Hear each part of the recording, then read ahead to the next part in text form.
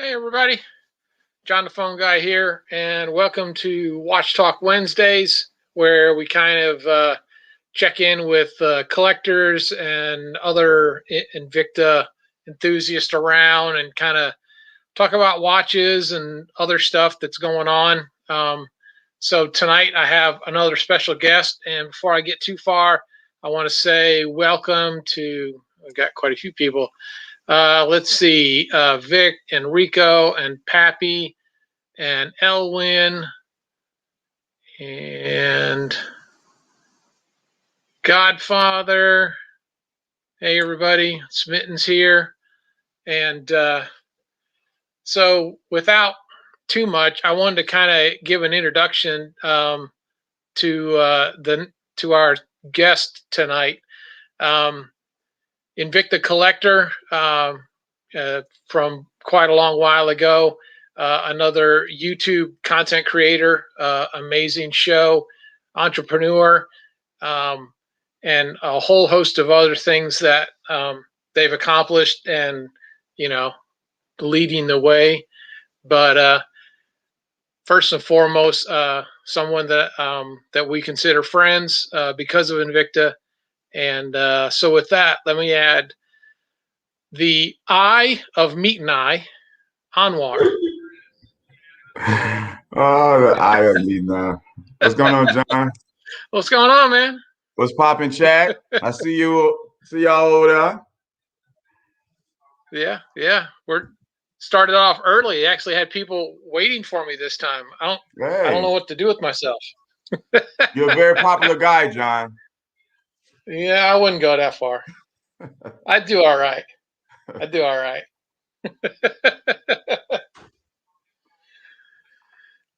So what you been up to? Man, just trying to maintain, man. Trying to grow this channel, figure out a way to grow our business. We still still new to all this the business world, still new to YouTube, still trying to figure out all the algorithms, whatever you call it, all the stats and stuff like that, whatever. Yeah. So, it's a daily process. Every day we learn and try to put stuff together.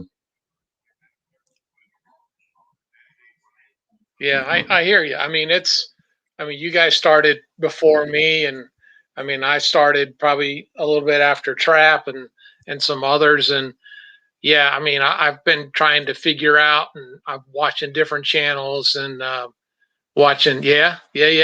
Just want to make sure y'all put a beat down. That was almost like just let it be known. Almost like Buffalo Bill style beat down. Right. I just want to let it be known what we on today, John. Just want to let it be known, let it be clear what's going on with the match in Invicta Bozu. So let's be clear.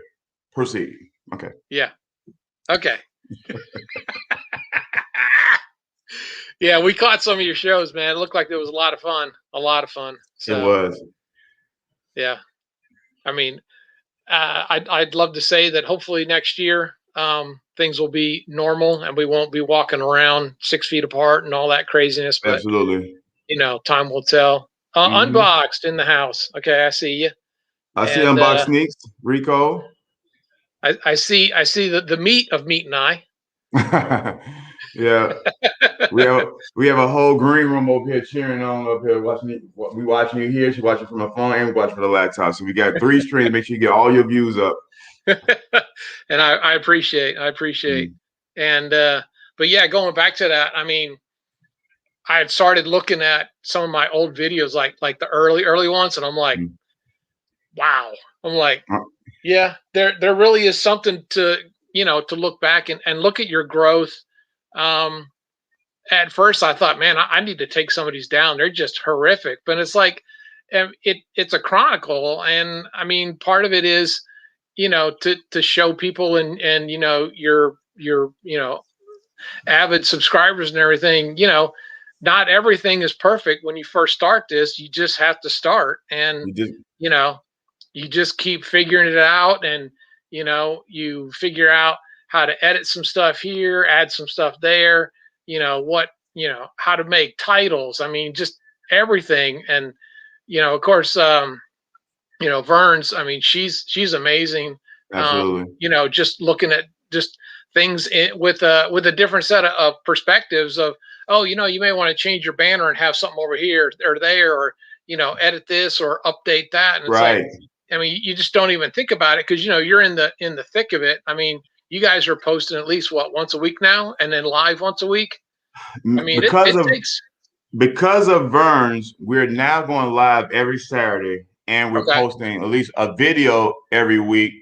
But we're going live every Saturday at 8:30, and it almost seemed like that's too long because like me, like we're going live this Sunday. I mean this Mhm. Saturday night, but it's Right. like we got to poke. We got like it's addictive now. So we really wish we can go live like twice a week. Like some channels go live daily. I'm not think we're on that level yet to go live daily. I don't think people want to Right. watch us that much.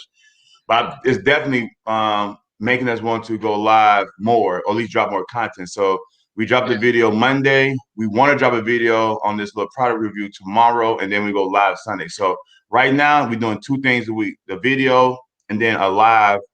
And we may try to slide in something in between, but definitely twice a week. Right. Right. Right. Yeah. I mean, I know I've tried to be more consistent with mine. Tuesday, Fridays with the regular vid, and then I added the lady edition on Sundays.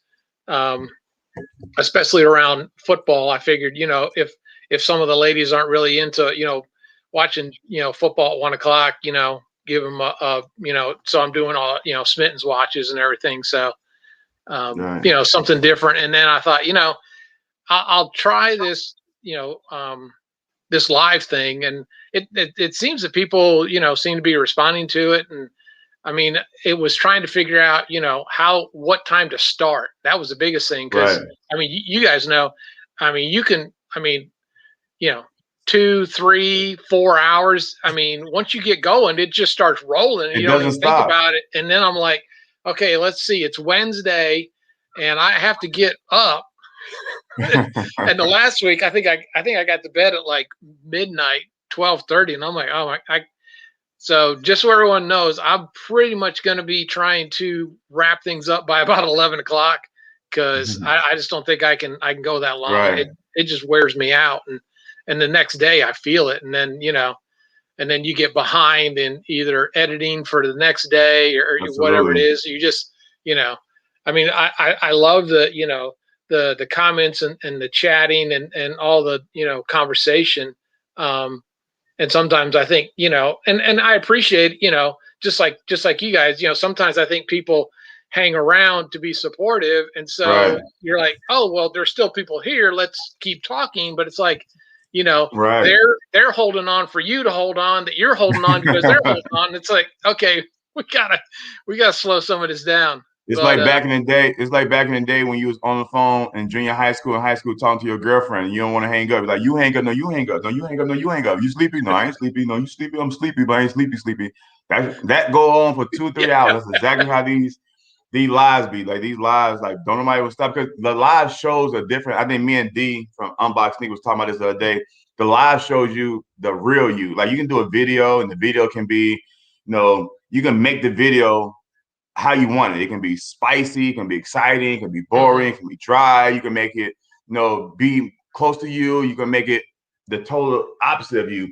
But alive yeah, is all you. Like, you can't yeah, fake this. You can't fake our conversation. Either we're gonna have a connection, it's gonna be exciting, or we don't have a connection, it's gonna be boring. You can't fake alive.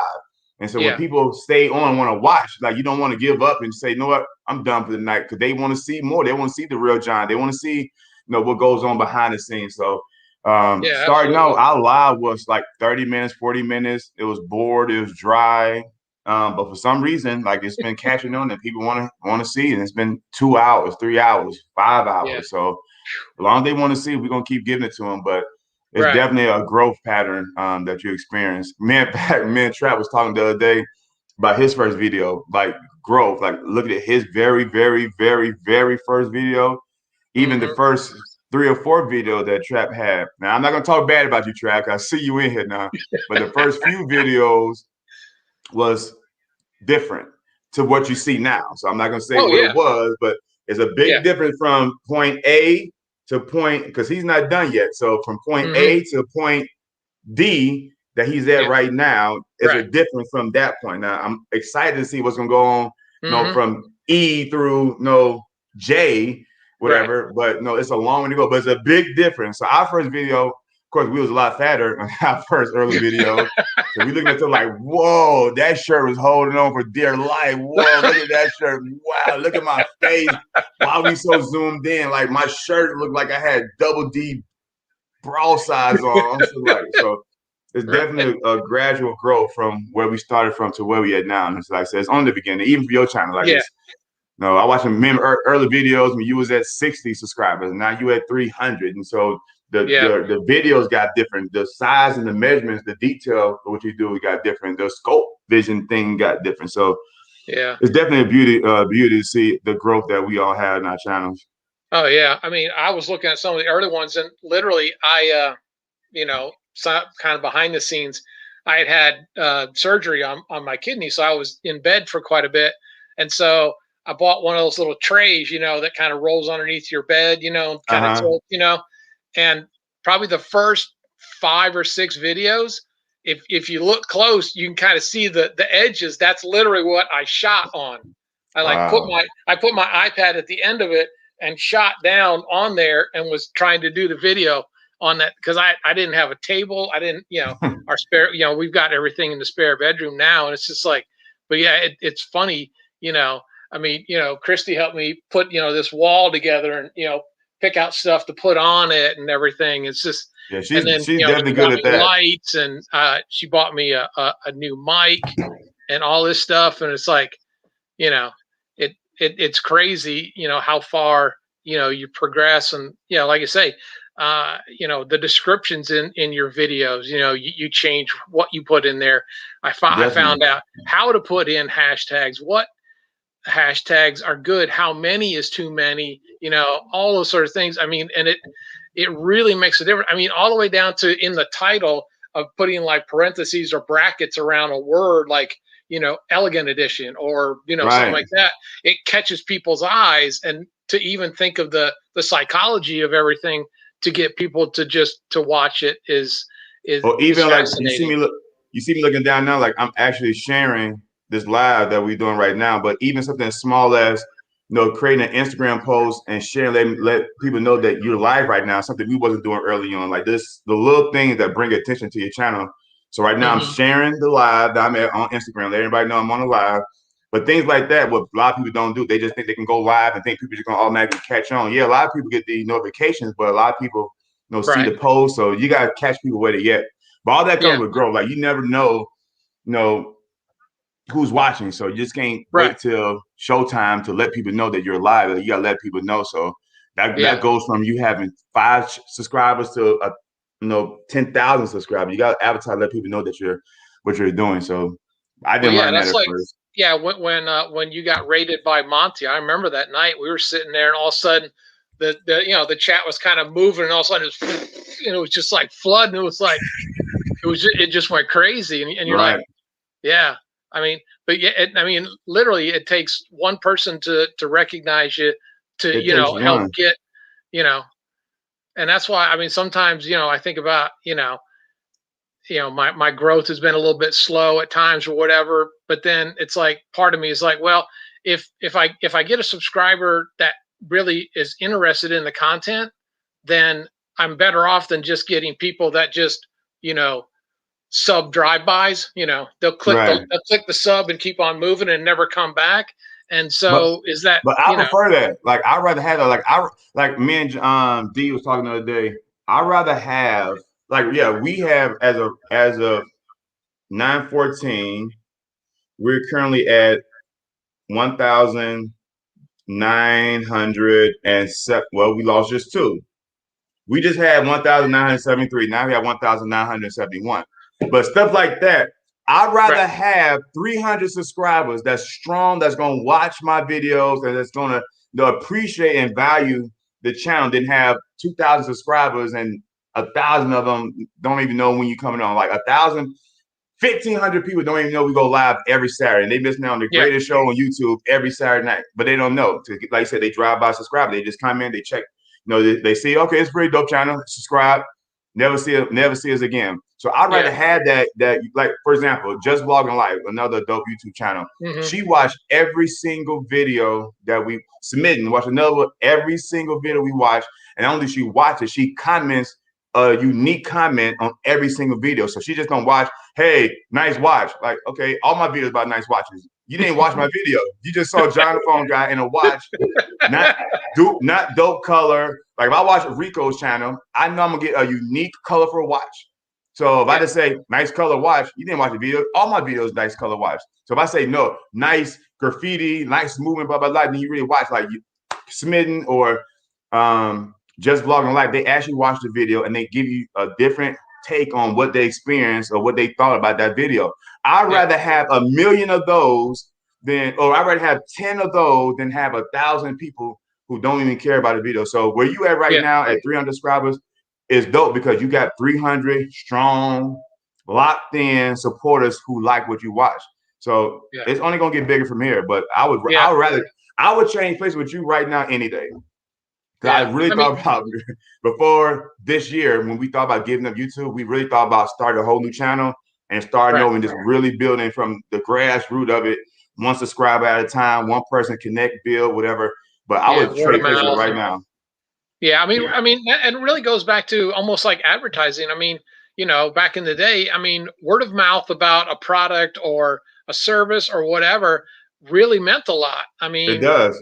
And I mean, if you really get somebody who's following your channel and either is in a similar place, you know, like VSG or something like that, or they're looking at, you know, starting up a business or something like that, that they're interested in your perspective, and they watch it because it's an interactive thing. Okay, I'll throw some comments. Here's something I did, you know, or you know, watch something and say, hey, I never thought about, you know, doing X, Y, and Z. I mean, that's so much more informative, and it shows so much more investment in what you're trying to do. Because I mean, you know, there's a lot of us on here. I mean, DC just started up hers, and you know, Trap's been going for a while, and Rico and some of the others. I don't see too many, but I mean, there's time and effort put into this. I mean, you know, to just say that, hey, I'm just going to sit down and crank out a video and throw it up to YouTube and say, hey, here you go. I mean, I'm sure there's probably some people that do it, and you know, if they're in some niche that people either watch it because it's controversial or not, or you know, whatever. But I mean, yeah, I really do appreciate, you know, the subscribers and the amount of views and the interest that people show. And you know, I'm happy with that. Right. Sorry, Godfather just said something. What did he say? He said he sent Ryan a suggestion about a Reserve Pro Grand Diver with a Swiss automatic movement for the Air Force. Yeah. Yeah, I mean, yeah, I saw something fly by about somebody saying that the Navy's coming out soon, and I'll be interested. I mean, you know, like I've got 1 or 2 Army. I'll definitely get all of the branches. You know, obviously for me being Air Force, I'll probably be a little more heavy on, you know, some of the, you know, different builds, but yeah, I'll be interested to see, you know, colorways and, you know, what watch model lines they start off with and everything. It'll be interesting to see. It's made Pro Diver. Which one are you talking about, Pappy? You talking about the tungsten? I didn't get it. I know T got it. I'm not sure who else. I mean, do I think that's an awesome watch? Yeah. Was I ready for $899? Personally, no. I mean, tungsten's really cool, and it's a pro diver, and you know, stuff like that.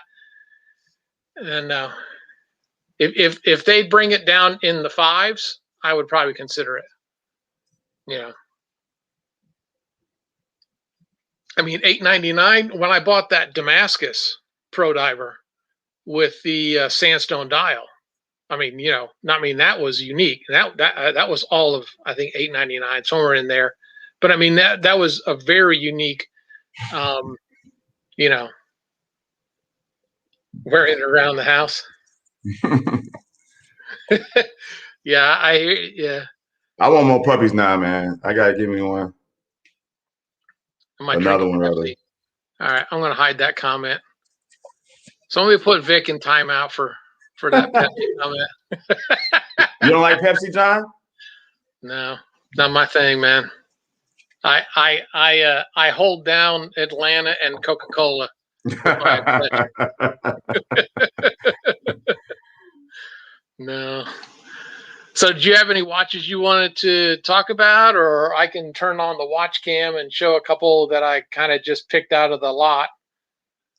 Well, I can show you my newest one that you probably already got already. I ain't know which direction you want to go, so I just brought all of them. Yeah, I don't have no. as many. I I'm don't have it. Let me get closer. I don't have as many as Rico and Trap and everyone else. And probably I'm pretty sure Vic has hundreds. So I gotta I got my little nice 25, John. But yeah, hey, what really counts is that you like every one of them I for do. their own reason. I told my wife asked me today, give me my top 5, and I did say because of Vic and everyone else, I do want a Magnum. I didn't like Magnums at first, but I do want to have at least one in the collection. So I knew I definitely need to get one of those. That's going to be probably a birthday gift or something else. And of course, my favorite watch, we're going to get up this weekend and get that fixed. But yeah, I am definitely looking to expand my piece. I need another Jason Taylor, but this is the newest one. This puppy The here. big puppy. Yep. This is probably one of my newest favorite ones. Probably the favorite one in my collection is this Chaos. Wait, you gonna see this way? Okay. 8040N. Jason Taylor. Jason Taylor with the snapback retrograde. Yeah. Yeah. That's a nice So this is probably my favorite one. And then this hold on a second. This Coalition Force.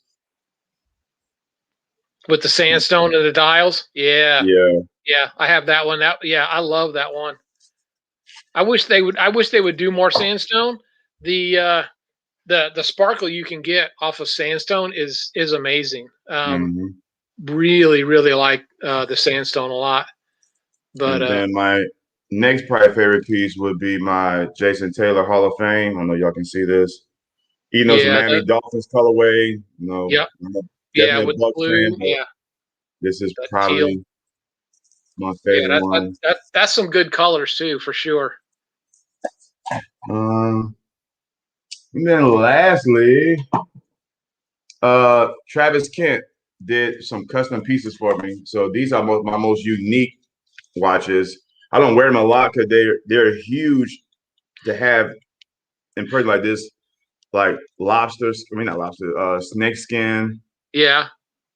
Venom that he recreated for me, and then this lion's face. Yeah. Zeus that he did for me. And this is probably my favorite. It just really it's really, really, really big. Like it's huge, but that lion face is just so fire to me. Oh yeah. So the colorway is really nice. Again, it's leather band. Yeah, the whole Legardo style to it. Yeah. When you wear it, it looks like you are going to it's just really, really wide. And it could barely fit in my case slot. It's just really, really wide. But this is probably one of my favorite unique pieces. Yeah, I remember on the cruise, it was funny because we were on the bottom section near the back on the left, and we were back there, and all of a sudden, this guy's bringing a whole bunch of trays, and all of a sudden he starts setting up. I see all these straps everywhere, and then come to find out, it was Travis back there, and he was doing custom straps for people on the ship and everything. That was pretty cool. On the ship?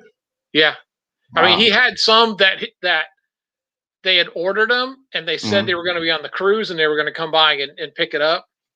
But then there was a few people that were going back there that he had like sort of like a sample set of this Right. and that together, and they were ordering some too to have done. It was pretty cool to Mm. actually see him in person, all the different stylings he had of the straps. So, John, what got you started with Invicta? I mean, I've liked watches for a while. Probably my oldest watch that I have. It's funny. It's a fossil that actually we Christy and I, when we were dating, I think we bought his and hers of it. And I kind of always messed with watches growing up, and I like taking things apart. So Right. a watch is a great thing to take apart and mostly get back together when you're young. Right. So you don't do it to your dad's watch, but and then I got to looking at different things and started getting more interested in some of the different things. I remember definitively going to see Men in Black 2, and when he threw on that Hamilton, Mm-hmm. I was like, "Oh my god, I have to have that watch." And like I hunted that thing for so long. I mean, Christy bought it for me for Christmas, I think 2 years ago, maybe three.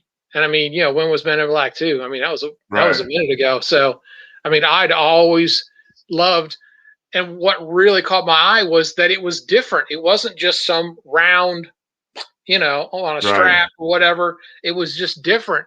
And then there was a couple of people at work, a guy in accounting and a lady in who was an admin who was wearing these big watches, wearing like a Zeus and Sub 3 and stuff like that. And I'd see him in chow or whatever. And I was like, what is that? And I just started looking at it because I'm like, it's different. It's not just, oh, you got a watch on. It's like, oh, you've got a different kind of watch on. Right. And then I started looking around, and actually, I think the sort of first one I bought was, it was Evine at the time.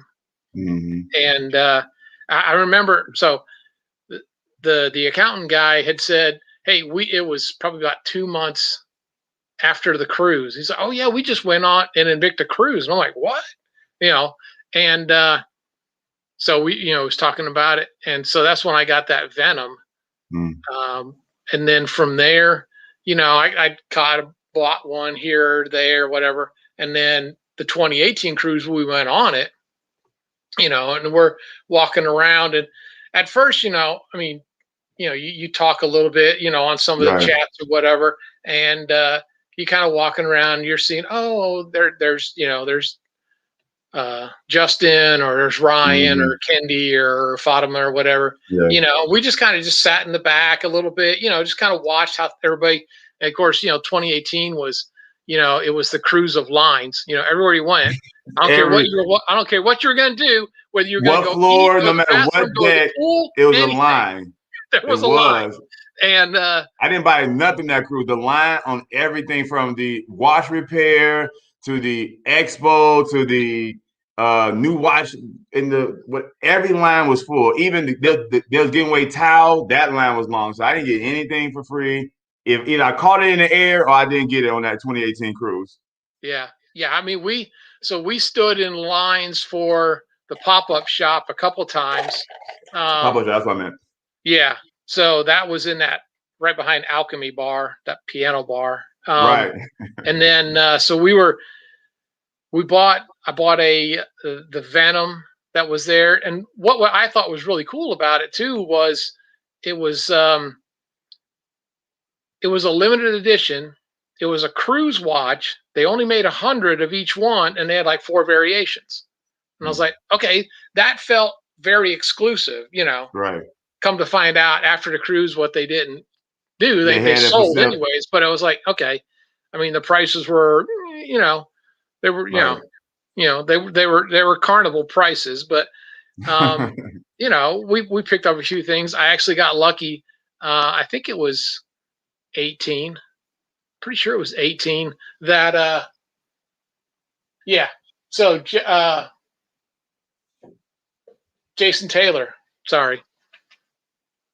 So the Jason Taylor up here, I got him to sign it, and it's the Hall of Fame 17 that he had done. So he was on the cruise, and I remember getting that sign. I was like, oh yeah, that was really cool and everything.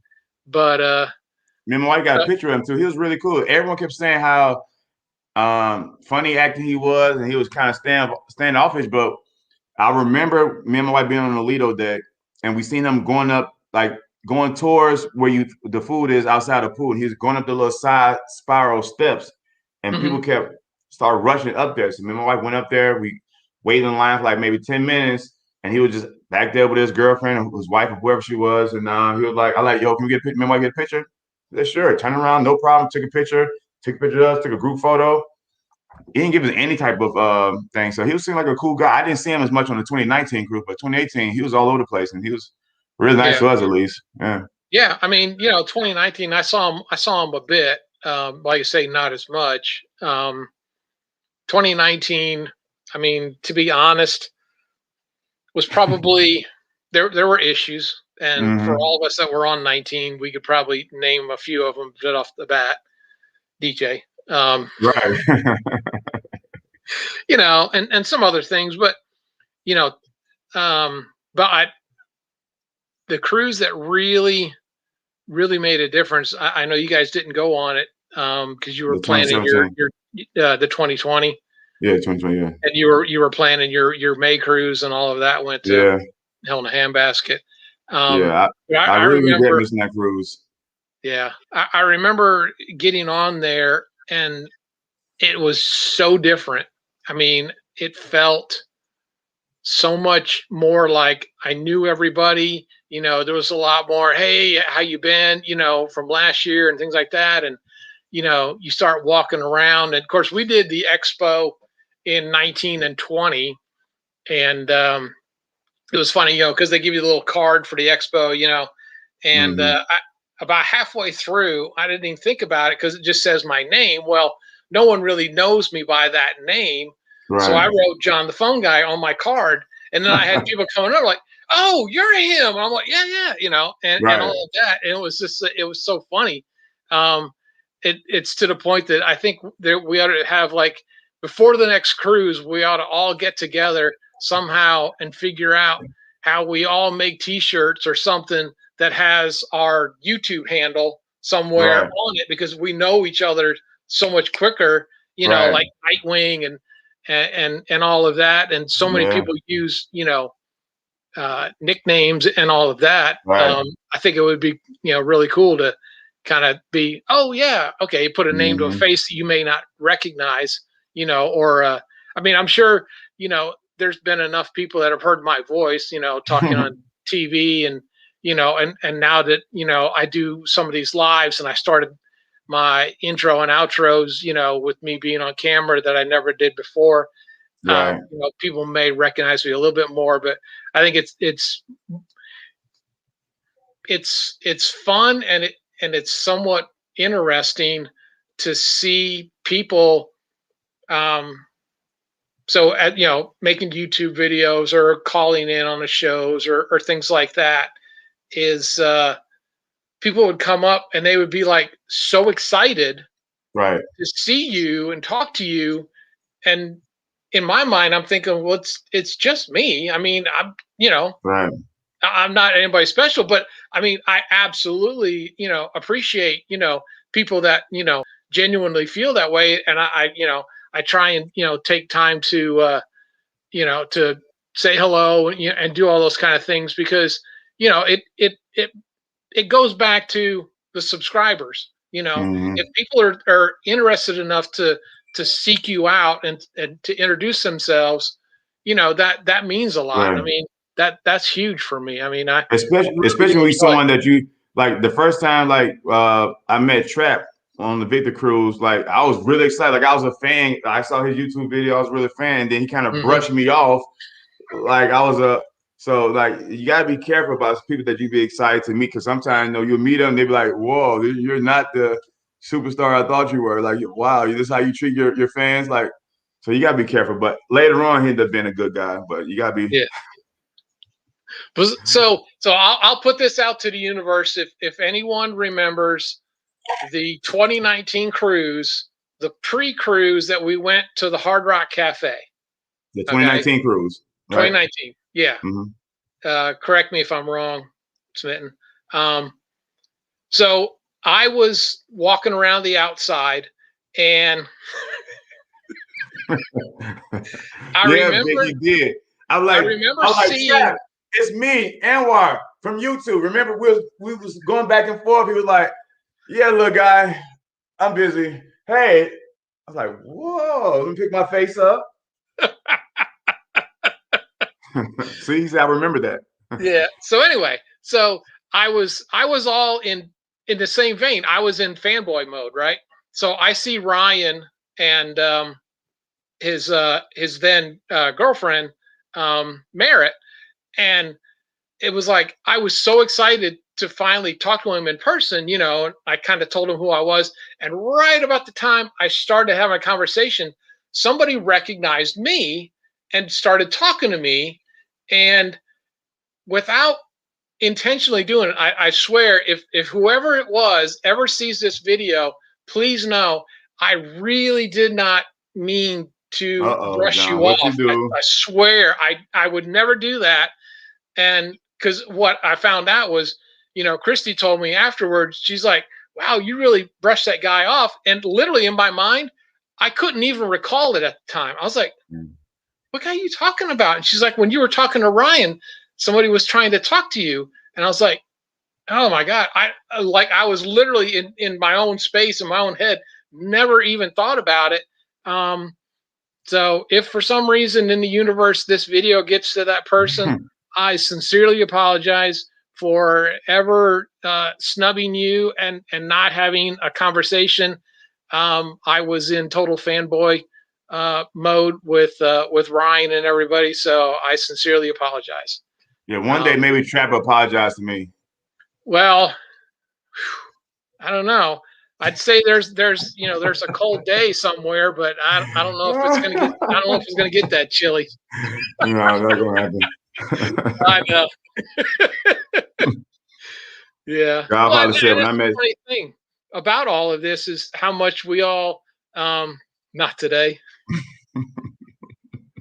is how much we've all met each other, and I mean, it was funny because talking to Trap a bunch of times, and he says we were actually in two separate lines, and we were kind of like like his line was going one way and ours were going the other way. I think we were waiting on that damn pop-up shop. And we got into a conversation about how crazy these lines are and everything. And he was videotaping, and he was like recording, I think Kendi or something. And he happened to actually go back and look at it, and it was me that he was talking to. And I didn't even, 2018, like you say, you were in so many lines. You were talking to anybody just to have something to do, right? Because you were in a line forever. Mm-hmm. And but I mean, it's funny how small all of that becomes. And then you come down to when did you guys come down, or when did they all come down? Was it 2019? It was after the 2019 cruise. It's after the 2019 cruise because we didn't go because I didn't meet Trap on the 2018 cruise. I saw his video on 2018 cruise. 2018 cruise. We met up on the 2019 cruise, okay. And then we didn't go on 2020 cruise. So the first time I met D and Q had been after the 2019 cruise. It had probably been like sometime maybe the summertime, whatever. After the first time we met you. First time we met you was yeah. And I mean, and it's funny because I think about all of the connections we've made, and like I mean, I have conversations with Vic and Trap and you guys and other people on if not a daily, at least some sort of weekly basis about hey, how's your family, and finding out different things that are going on in people's lives. And it's like it's amazing how a watch that you would think in many realms is a very controversial thing. Like there's people that bash it and carry on and all this. And look, Invicta is no different than any other big company of like, say, 500 people or more. Are there issues? Absolutely. there's people that hate Ford. There's people that hate Chevy. There's people that hate Sony. There's people that hate everything. So, and there's problems with all of them.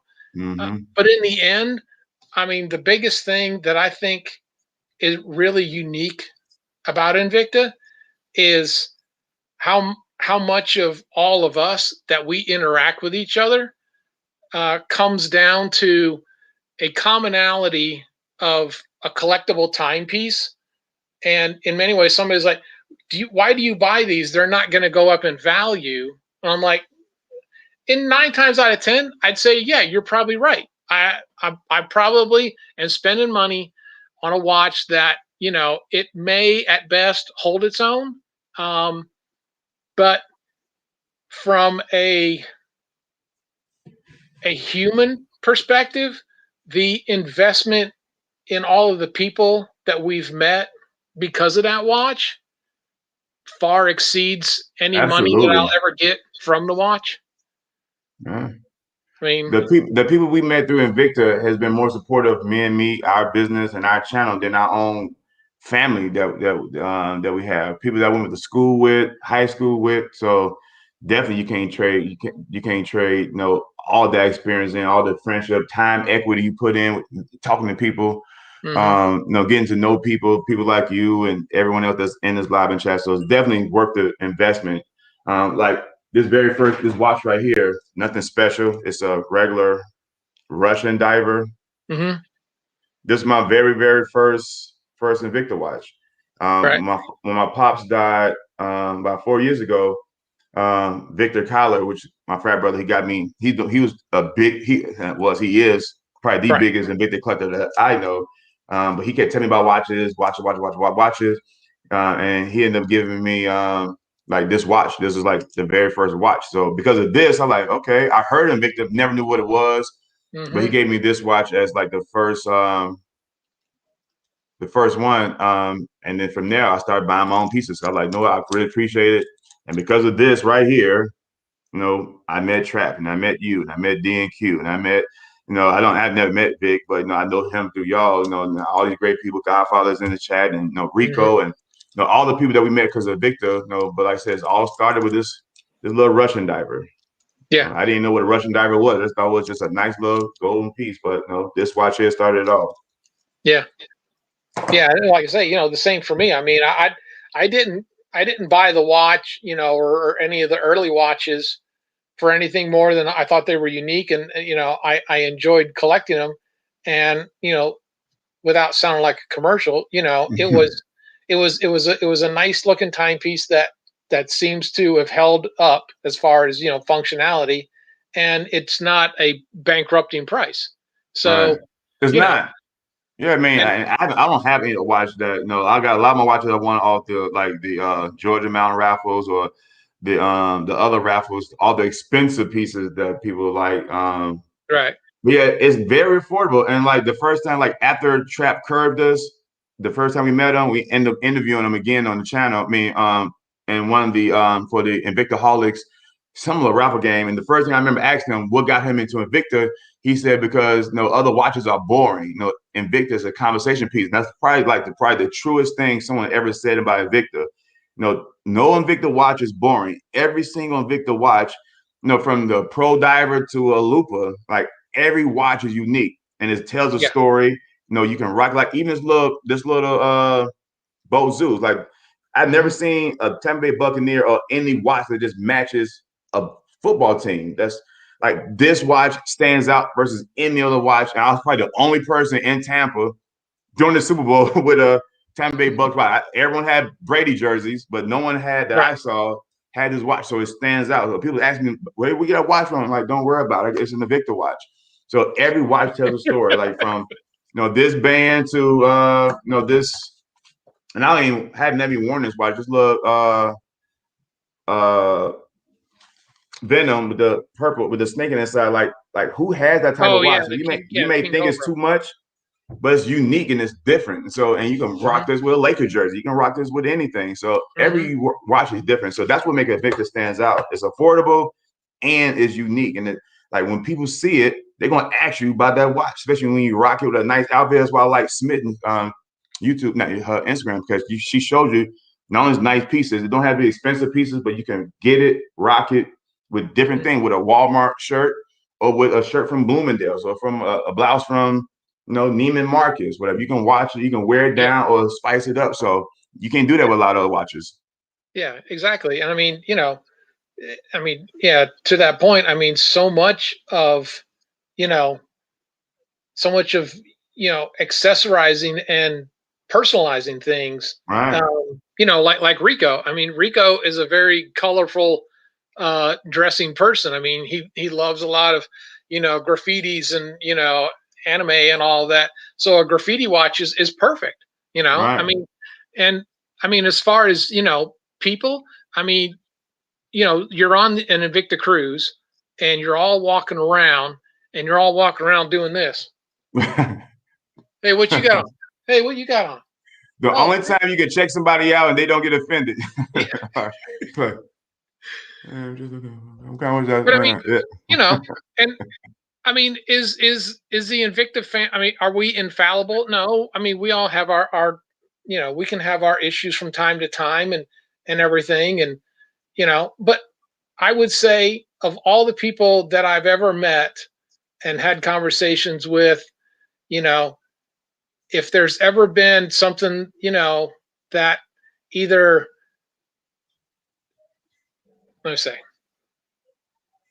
politics, religion, who you like, who you're in love with, all of these different things, it really doesn't matter. I mean, obviously that's not 100% because the world isn't 100%, but for all the people that Smitten and I have met, and I'm sure a lot of everybody here in the chat, is you can agree that I like that watch and you like that watch. Let's talk about that watch and kind of get to know each other. And maybe when things happen in the world that seem a little bit odd or, whatever. And I mean, everyone, I do it. Everyone, you have, gut reactions, or things like that. And you can say, well, you know what? I know that person because I talked to him, right. or I talked to her. I know that's a decent person. And are there going to be differences? 100%. There are going to be differences because there's no one person that grew up as you, that saw what you saw, did what you did, experienced what you did, good, bad, or indifferent. Everybody's experience in life is unique. And I think sometimes we need to understand that being unique is different than actually being different. Yep. Like, And have you ever been somewhere like we talking like checking out people, whatever? Like it's almost exciting when you meet someone and you know that they got an Invicta watch. You're like, excuse me, like it's been plenty time I'll be at Walmart and I see someone like it was an older guy and had a fresh suit on. He had to be about 65, maybe like 65, 70. He was an older guy, whatever. He was clean from head to toe, but he had the biggest boat Zeus on. I'm sitting there like, and we met when I came in. I saw him like, man, I like that suit. He like, appreciate young blood. And we kept on going. And I saw the watch, but I didn't say nothing to him. But we ended up being in line together. I'm like, it's an Invicta, huh? I knew what it was. I just want to see how you're going to say. He's like, what you know about Invicta? Put up my watch. Instantly, conversation. Him and his wife my wife and his wife were like, here we go. Here we go. Like, here we go again. Everywhere we go. I'm saying like, that's right. So, and I told him he didn't know anything about the Invicta crew. He's like, because he just collect watches. He wasn't part of no Facebook group, no Invictaholics, no flossing, no Victor Vets, wasn't he on Facebook? The guy had to be every bit 65, 70, older guy. But he loved his watches. He's like, man, I got about 400 watches, whatever. No, not all Invicta, but I got maybe a few hundred Invicta. I got a few this, whatever. I just love my watches with it. I'm saying like, wow, like, but it's during pandemic. And so I was like, I would love to see it. But he ended up saying, before I said that, he was like, man, maybe when everything dies down, we invite you over. Like, I would love to see your collection, whatever. But he was just a regular guy. So not everywhere I go, when I see somebody, a guy, female, whatever, I just always, I look at their shoes for some reason, because my father always say a man should always have nice watch and a nice and clean shoe. So I'm always looking. That's maybe just a Chicago thing, but I'm always looking at someone's feet, and then first time I instantly go to their wrist. And if it's an Invicta, I'm saying like I gotta spark a conversation. It's almost like, if you in the Air Force, you see somebody that's in the Air Force, you gotta have a conversation. You try to see someone in the Army, there's an Army connection, whatever. If I see somebody that's an Alpha, it's gonna be a Greek or even another fraternity. Like we all part of the same, organization system, whatever. So when you see somebody that's Invicta, you all have a common experience. Correct. And so when you see somebody that's in Invicta, you're just like, wow, how many watches you got? What got you started? What made you pick that watch? Like everyone's story is unique. Like you said with Rico, like, never have I seen someone so colorful as Rico. But that what makes him unique. Everybody's story different. Like I probably would never have as many colorful watches as he do, but that's not for me. That's perfect for him. Like Vic, y'all, from my understanding, he loves Magnum. I never in my life liked the Magnum until y'all start talking about it. I'm like, man, let me just take a look at this because y'all keep talking about Magnums. What is it about? I'm like, know what? Okay, now I want one. I gotta have at least one. But again, you learn from so many people. Like, know what? It's a story. Like that story is unique for him. No, I seen an Army watch the other day that I was like, know what? I'm not in the Army, but Trap was in the Army. So I know I get one, you know what I'm saying, to represent the Army. But I didn't know if I could wear Army watch. I'm like, should Army watch be made just for people from the Army? But I want one just to represent for Trap and, meet brother is currently in the Army to represent the salute the soldiers. But, everybody has a story to tell. So I love going places and I see someone that has an Invicta watch. So, again, that's what ties all us together. Like, it's a unique story. Yeah. I mean, I think it was either 29. No, it had been 2020 because we drove. So we were actually driving back home after the 2020 cruise, and we stopped at like a grocery store or something to get something to eat or whatever, some snacks and everything, because we were, gonna leg it, all the way up and everything. And I remember I either had a cruise shirt on or I had like John the Phone Guy shirt on or something. I think I had cruise shirt on, and this lady who was like a manager, kind of walking around, and she saw the shirt and she's like, what's that all about? And, we got talking for like 10, 15 minutes. Her husband, she's, oh yeah, my husband loves buying all these. And, he only gets them when he go on the cruise and they're so expensive. And I'm like, all right, hold the phone. Right. It's a cheaper way.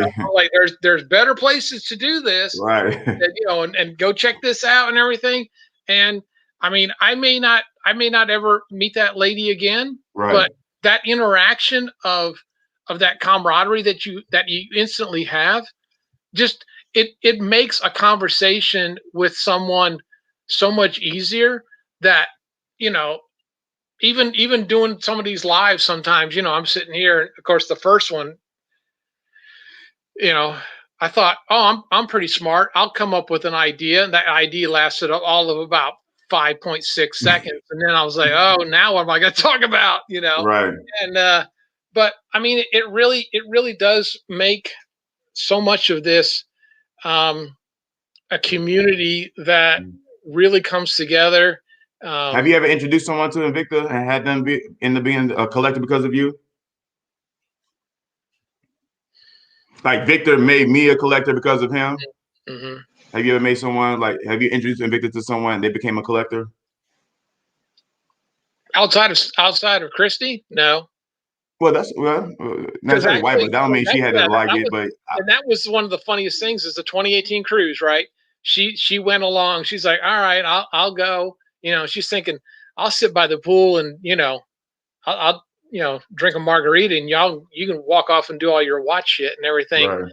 And I remember she bought like 3 or 4 on the cruise, and then we got home, and yeah. And I think she got her own like Shop HQ account and started getting them. Now, I will say, and I'm you've been married a while and we've been married forever, and usually there's a spender and a saver, right? Right. And she's the saver. I mean, I'll freely admit she is better at finding a bargain and a deal than I've ever seen. Right. Ever. Hey, Urban Culture Kitchen. Hello, and, Keith. I'll I'll throw it at it in a heartbeat. I'll be like, yeah, oh, Right. you know, and but yeah, I mean, it's crazy. He said I need to watch. You know, One of my other frat brothers, Derek, not Unbox Needs. I have another one named Derek. He saw some of the watches. He'd been asking about it. So one day he was about to pull the trigger, and he's like, "What should I do? What should I get?" And I told him the first advice on the first Invicta cruise, 2018, the first time I know y'all met Invicta Herb. What then it was called Invicta Herb, but and Herb was I met him. He was like, at that time we probably still live like a big figure face of Invicta, like in the watch community, whatever. At least so when I met him, I was in fan star like, yo, Invicta I heard a lot about you, blah, blah, blah. And I like, man, give me some advice, man. I just started my collection. This is the first cruise. He's like, pick quantity. I mean, pick quality, not quantity. He said, no one cares about how many watches you got. People care about the type of watches you got and why you picked them. He said, he said, I don't give a damn if it's a pro diver or you get, I forgot the other brand he said, get quality. Don't just get, people buy watches just to impress people on the cruise and they spend all their money and buy all these watches, but no one really cares about, people. You can have 10 watches. Those could be 10 solid watches. So since then, like I said, that's why I don't have, 500 watches. Like I just hit maybe 26, 27. I'm giving away probably about 15 watches because that's just the over too nice guy of me, which I'm going to stop. And I'm not giving away any more watches now. I'd rather buy them and give it away, but I'm not giving away any that I have now. But that's just me. I have, to me, nice quality pieces. But he told me, so I told him, he's like, what should I get? I said, man, start off small. Start off with a nice little pro diver. Maybe start off with a nice little, I love my favorite collection is Venom. So I love Venoms. I have 7 Venoms. So I for some reason I just love Venoms. So I told him start small. John, why did I tell him this? I told him about Shop HQ.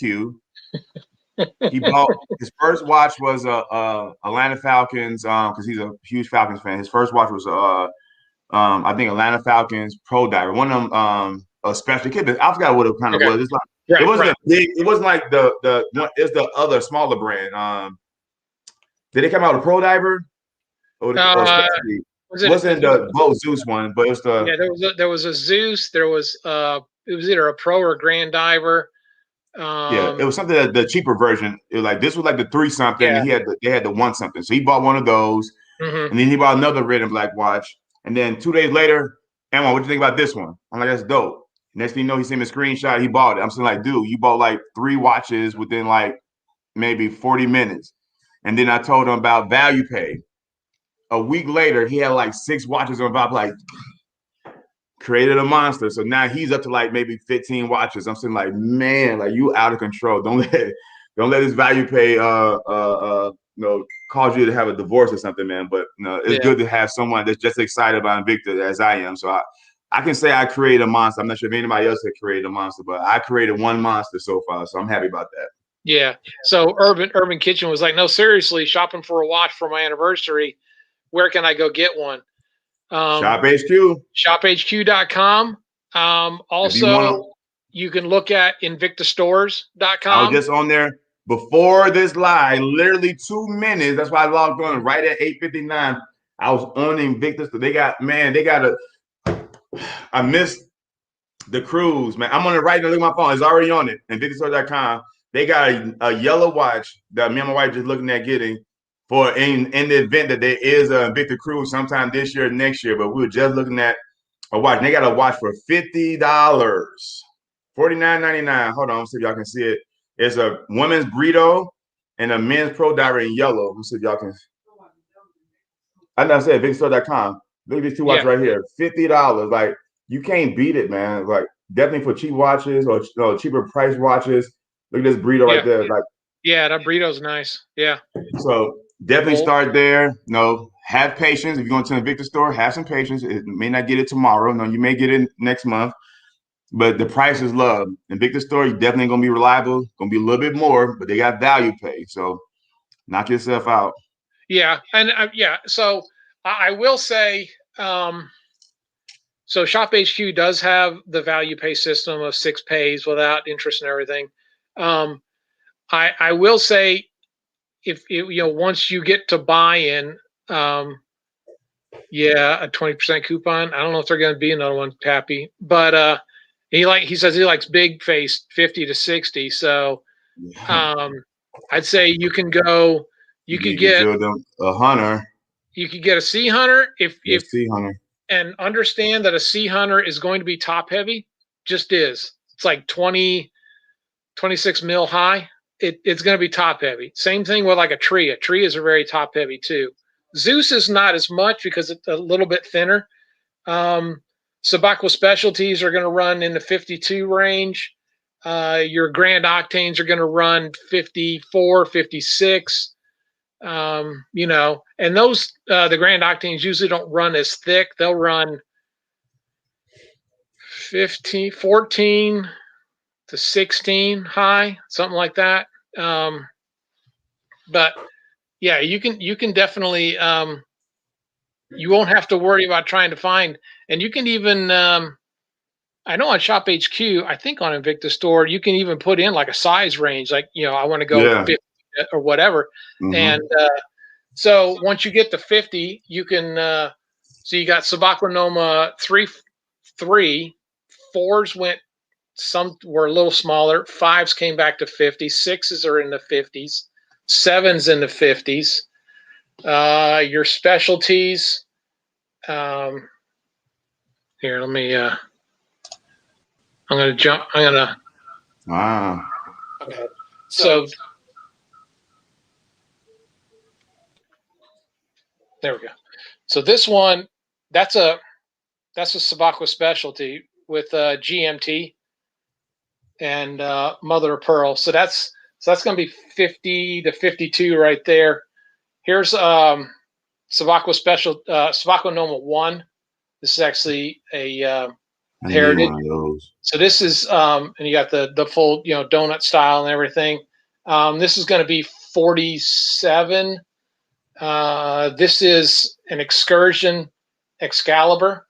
What I really love about this, and there's been a few editions of it, is they do a lot of scroll work all along. So it's really unique in what you can see. So that one's super cool. This is obviously a specialty, which has what they call the case and cradle. So you've got this outer structural case, and then literally the whole center guts of the watch is held in like here and here. And then on the other side, the whole system is all built in a cradle and case. These are usually 50-52. I don't know why I'm guessing. John, they're asking, is the case back on a Sabacco Noma 1 plastic?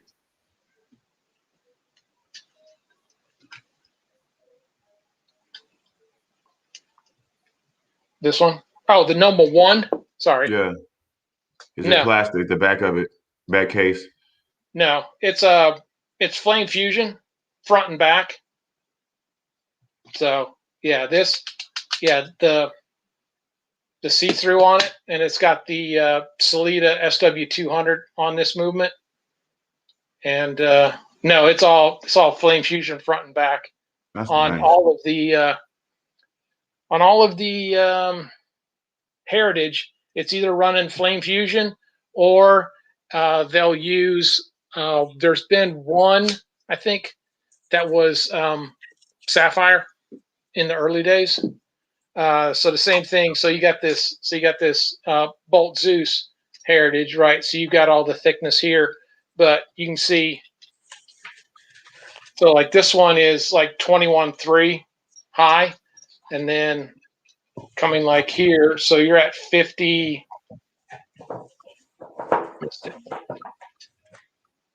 So you're at like about 53 going across, 10 to 4 rather.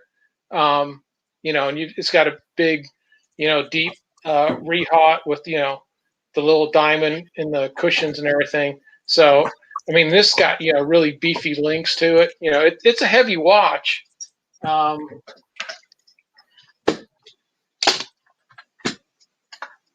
right, get out of the way.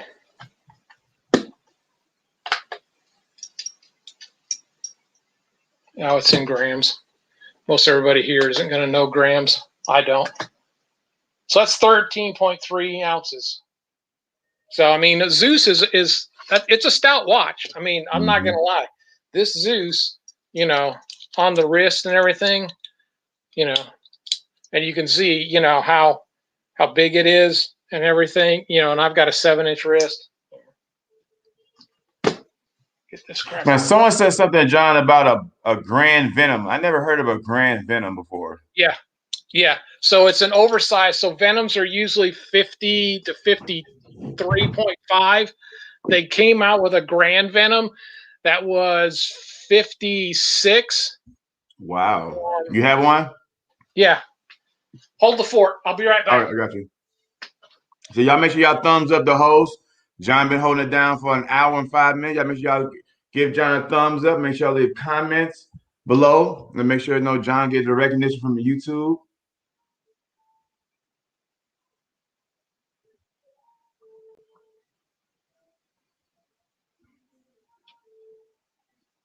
Yeah, definitely a Grand Octane, Keith.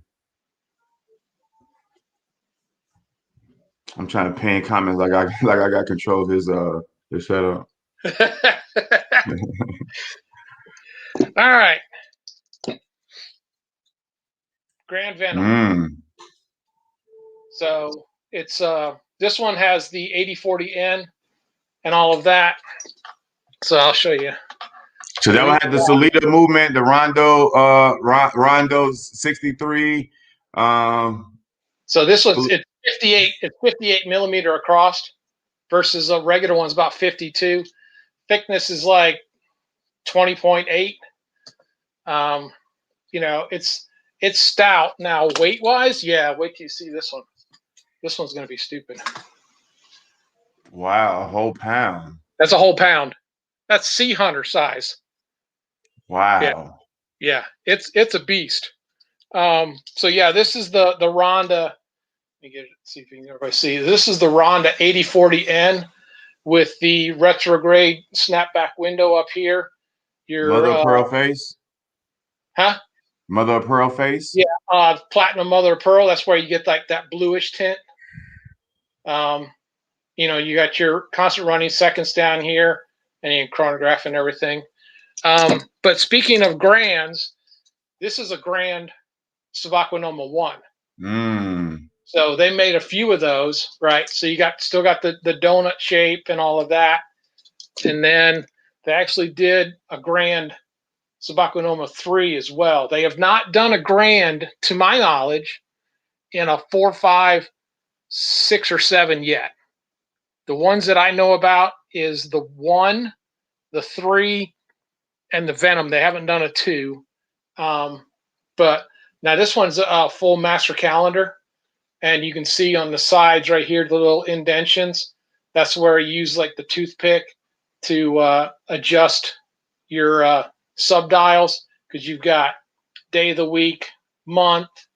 Your date wheel is on the inside of your rehaut down in here. So the date is off, Vic, because I didn't set it because I just ran in there. So don't even start with me. And then your constant running seconds is over here and all that. So that's a master calendar. So yeah, I mean, you know, and that's the thing. I mean, is everyone going to be interested in like something like this? I mean, this is Sabaquinoma 1.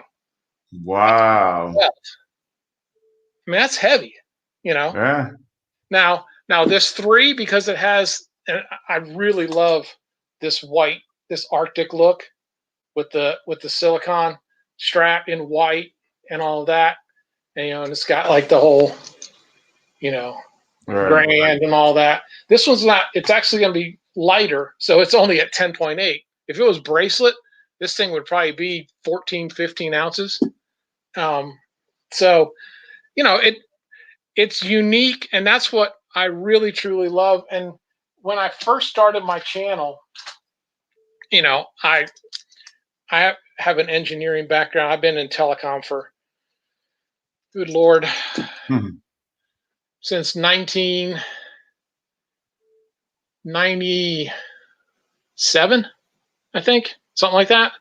And I even, like, way back in the day, pulled cable and blah blah blah. Anyway, which is where my name comes from, because a lot of people will ask Smitten, what's John the phone guy from? And literally, in back in the day, a lot of times I'd be walking around the office and everybody, you'd be working on something, and somebody would say, "Who are you?" And I said, "Oh, I'm John." "Oh, what do you do?" And I used to tell them my title, right? Right. So it would be like, enterprise telecommunication engineer or something, right? Mm-hmm. And they're like, "Huh?" They look at you, and I'd say, "I'm the phone guy," and I would point to their phone. I said, I fix your phones and do everything." Oh, so it just started clicking, right? So after a while of saying my title, I'd be like, "Okay, I'm tired of saying my title." I would always say, "Hey, I'm John, the phone guy," because I'm working on your phones. "Oh, yeah. Okay." I never knew how you came up with the name John the Phone Guy. And I that thought is, it should be John the Watch Guy. I'm like, where did the phone come in? Now it makes sense. There yeah. you go. So that's literally the litany of how it all happened. Yeah, Like, Larry the Cable Guy. It was close.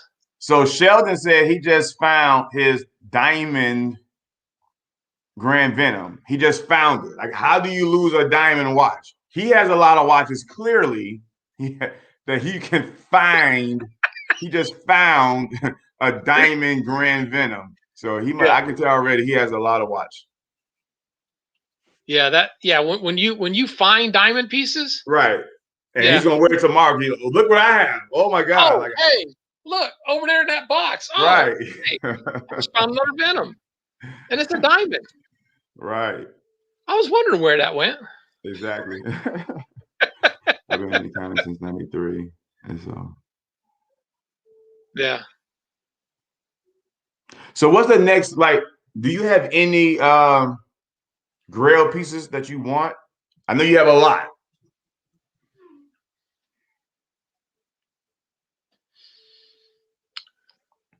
So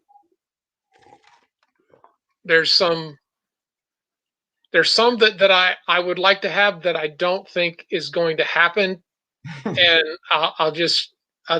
I really love the Heritage Collection. Like, really, really, Now really the love the Heritage Heritage Collection Collection. is the collection that AO comes out with, like Right. his specialty one. That's, where he signs the case back, Yeah. all limited See, I'm edition. learning. I'm learning. They almost all but one has had the Salida SW 200 movement. The very first one, and the other thing about it is, see right down there, Mm-hmm. Swiss made. Wow. So let me back up. Yeah. So Yeah. when they all first came out, they were all Swiss made. So the very, very first ones were very low numbers.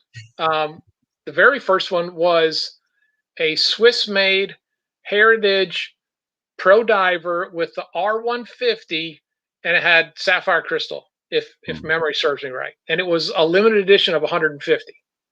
Then after that, they started releasing some, and they were at 300. Like, I'm pretty sure this one's probably 300.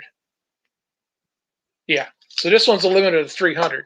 And then after about the 8th or ninth one, they bumped it to 500.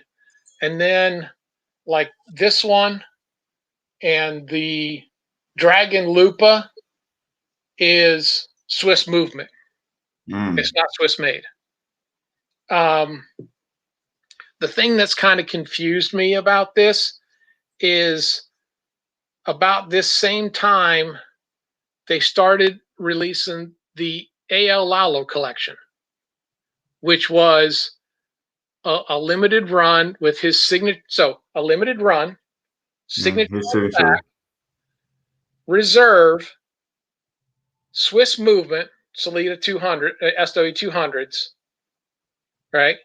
And Swiss movement, not Swiss made. So why are you duplicating all of the parts that make a Heritage, changing it to A.L. Lalo collection with the same signature, and moving away from Swiss made. And I've had conversations, and there's conversations around, well, going forward with the pandemic and all of that, Swiss made is costing more because there's Right. people doing it and everything. So they don't want to introduce a Swiss made because it's going to cost more for like this watch. To do this watch, Right. right, as a Swiss made watch is going to cost more. Okay. But you'll introduce a $4,000 diamond watch.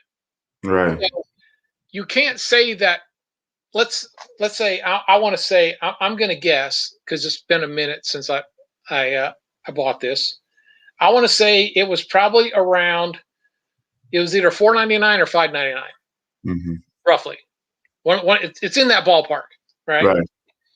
So when I bought this one was $3.69 because it was Swiss movement. It wasn't Swiss made. Okay, and so the price was adjusted. Right. Now, let's say, just for argument's sake, this is $4.99. And now with the new ones, to make it Swiss, it would now be $6.99.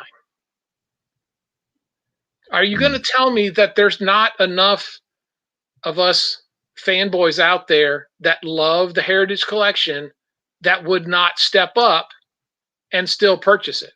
Right. Right. I would. I have 11 of them. I have almost every version they made. I mean, it's like Punisher. I mean, Right. I've got some Punisher watches that, quite frankly, I'm not 100% jazzed about either the bracelet or the movement isn't quite exactly what I would like to get, but it's a Punisher, Right. and in and of that, it makes it special to me.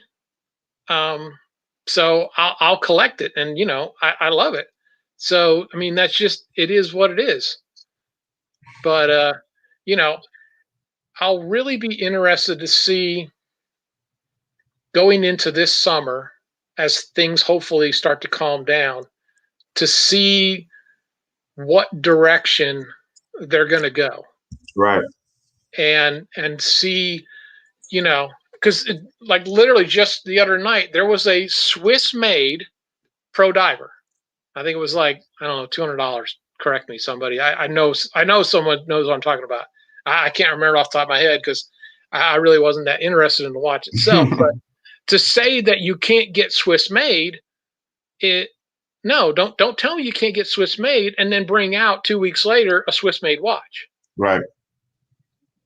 So what do you think the direction of Invicta is going to be? Like, they came out with the Kraken.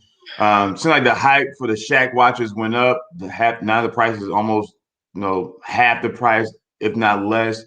Like, you think Invicta's gonna come out with like new brands, or you think they're gonna keep remixing the same watches? Because have the Shaq watch with the same watch that's already there with his name slapped on it. The Kraken, and now I seen Trap with the Gladiator. The Gladiator pieces, which is not a bad. I mean, it's unique looking, but it's not a ugly watch. It's just definitely different. You think they're gonna keep going on with that type of style, or you think they're gonna come up with something new? Because again, the pandemic, there's no cruise. They're not really announcing any new cruises. I mean, any really new pieces. But you think they're gonna come up with another, like a Sub Aqua 9 or something, or some Sub Aqua 8, or no? I do know that the 8 is supposedly in works. I would be shocked if the 8 was not already. What's the difference between Swiss made and Swiss movement? It has to do with the moniker of being able to call a watch a Swiss made watch. You have to have at least, I believe it's 60% of the parts are from Swiss. The final assembly and the final QA has to be done in Switzerland to legally put that stamp on there. Now you can have, so like Ronda is a Swiss movement maker, right? So you could take like can't remember what this one is. This is the GMT. So this is probably the 515.24H, which is Ronda. So this is going to be a Swiss movement, but it doesn't make it Swiss made. Swiss made means exactly this. So if you look at, and that's true for any watch company, and the rules changed in 2017. It was okay. Thank you, Godfather. 62%. I think it used to be down around 50, and there was some other things, and I think the whole vibe around what Swiss made quality really meant started to kind of go down a little bit. And I think they wanted to up the ante to make, something different about it. Um, but it's definitely, and again, so even with Ronda, right, you have the Z60, right? But then you have the Z60 FE, which is made in Thailand, right? It's the same blueprint, right? I mean, it's Right. the same movement. It's where it's manufactured primarily. So you have Swiss Z60s, and then you have non-Swiss Z60s. So that's kind of in the realm of where all of that's going. You got your Zeus heritage now. Yeah. It, like I say, I love this watch. I really absolutely do. The It's a nice gold, piece. the gold tone colors and the rose on this and everything, and that it's like a white creamy mother of pearl. I mean, yeah, I absolutely love that thing. What's your favorite collection? I tend to go to Venom first, Mm-hmm. and then I would say from a not really a model of collection, but a collection would be I love blue labels. Mm-hmm. Probably 20 something in blue labels, 23, 24. Yeah, Obviously, the Punisher collection is huge. Uh, clearly. yeah, and the Heritage collection. Mm. Up until these last two that they dropped, um, I haven't bought those yet. But I have about 12 or 13 Heritage. I see Godfather said pro diver. Like Trap got me into pro divers now. I'm actually looking to get I don't I have mhm. I got two grand divers. I don't have a pro diver. At least I don't think I got one. No, I don't have any pro diver. So I'm looking to get more pro divers. What's your thoughts on Pepsi? I know you don't like Pepsi, but the Right. Pepsi pro diver, whatever, like The Pepsi bezel, like on the Chaos when they came out with that, the yeah. blue reds. I like it. I do know, and probably Godfather would remember this because he's been with them probably the longest. So most everybody in the chat was there was some dials that they did of like Coke cans. It was actually like the Coca-Cola symbol in in the uh, in the bezel. Mm. Um, let me grab a grand pro diver real quick. For some reason, I want a Pepsi bezel, but I seen some. So Godfather, if you can let me know.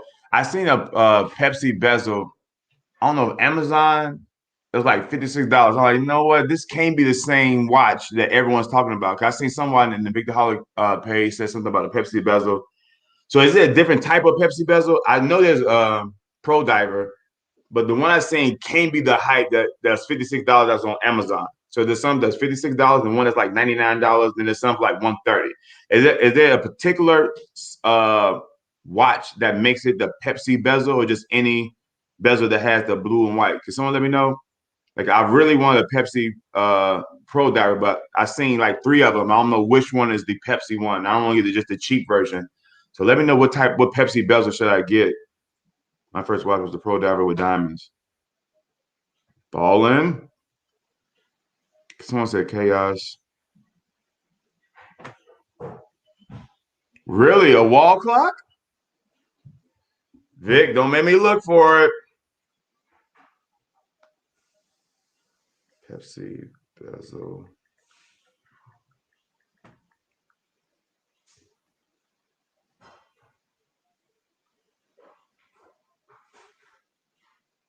Yeah, I'm looking for automatic.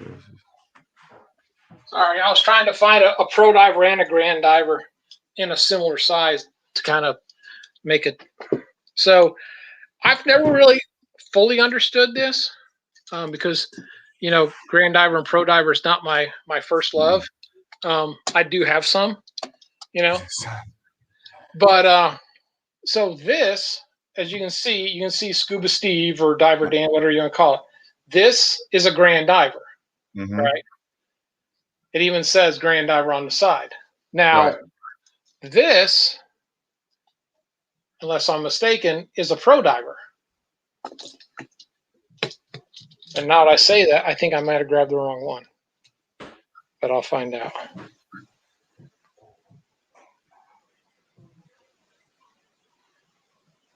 No, this is Pro Diver. So this is a Pro Diver. This actually was one of the first watches that the R150 was actually released in. In fact, it's kind of hard to see, but on the rotor, there's actually an inaugural number of 1,000. So each one of these watches, there was like 6 of them. There was 2 silver tone, 2 gold tone, and 2 two-tones, white mother pearl and black mother pearl, and they all had a set of their own 1 through 1,000 inaugural R150 movements. But from what I understand, you know, so looking at them, I mean, they're basically the same size, you know, so it's not like you can say, well, one's bigger than the other. So this one's 47, all right. This Grand Diver, 47.8, you know, really doesn't matter. I mean, it's all the same.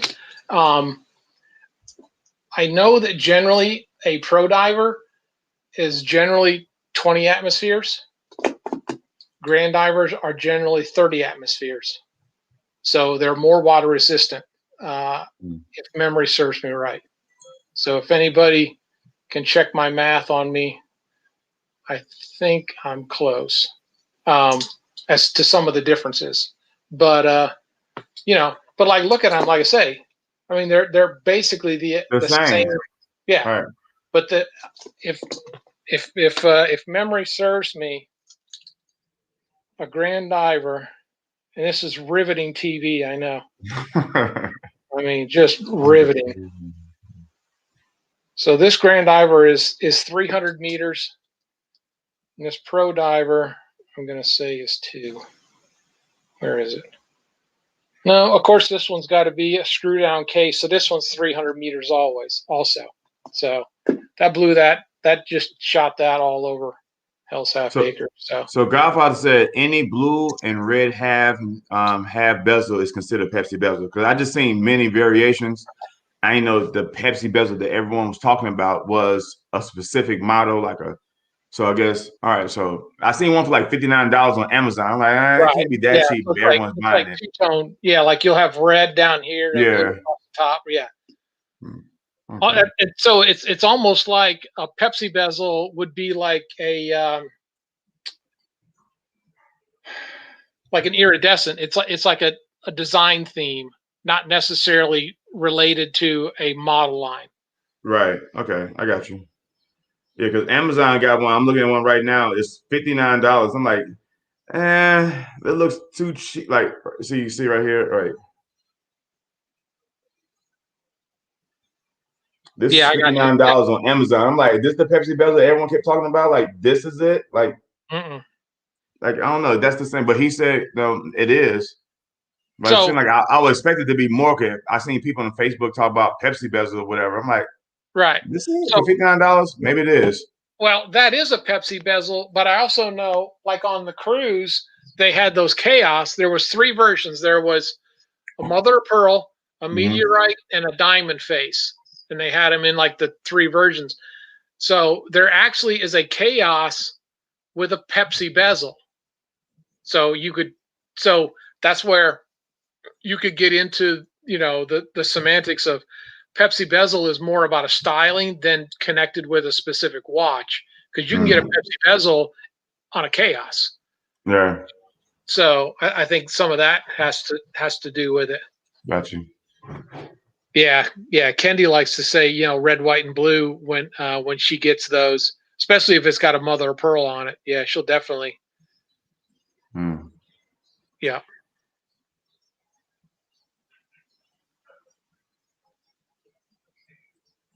Yeah, Rick, and that's what I was finding. But some like some of these, like this Grand Diver is the same size as this Pro Diver, unless I grabbed the wrong one, which I could 100% have grabbed the wrong one. I grabbed this because it had an R150 in it, so I was a little. But yeah.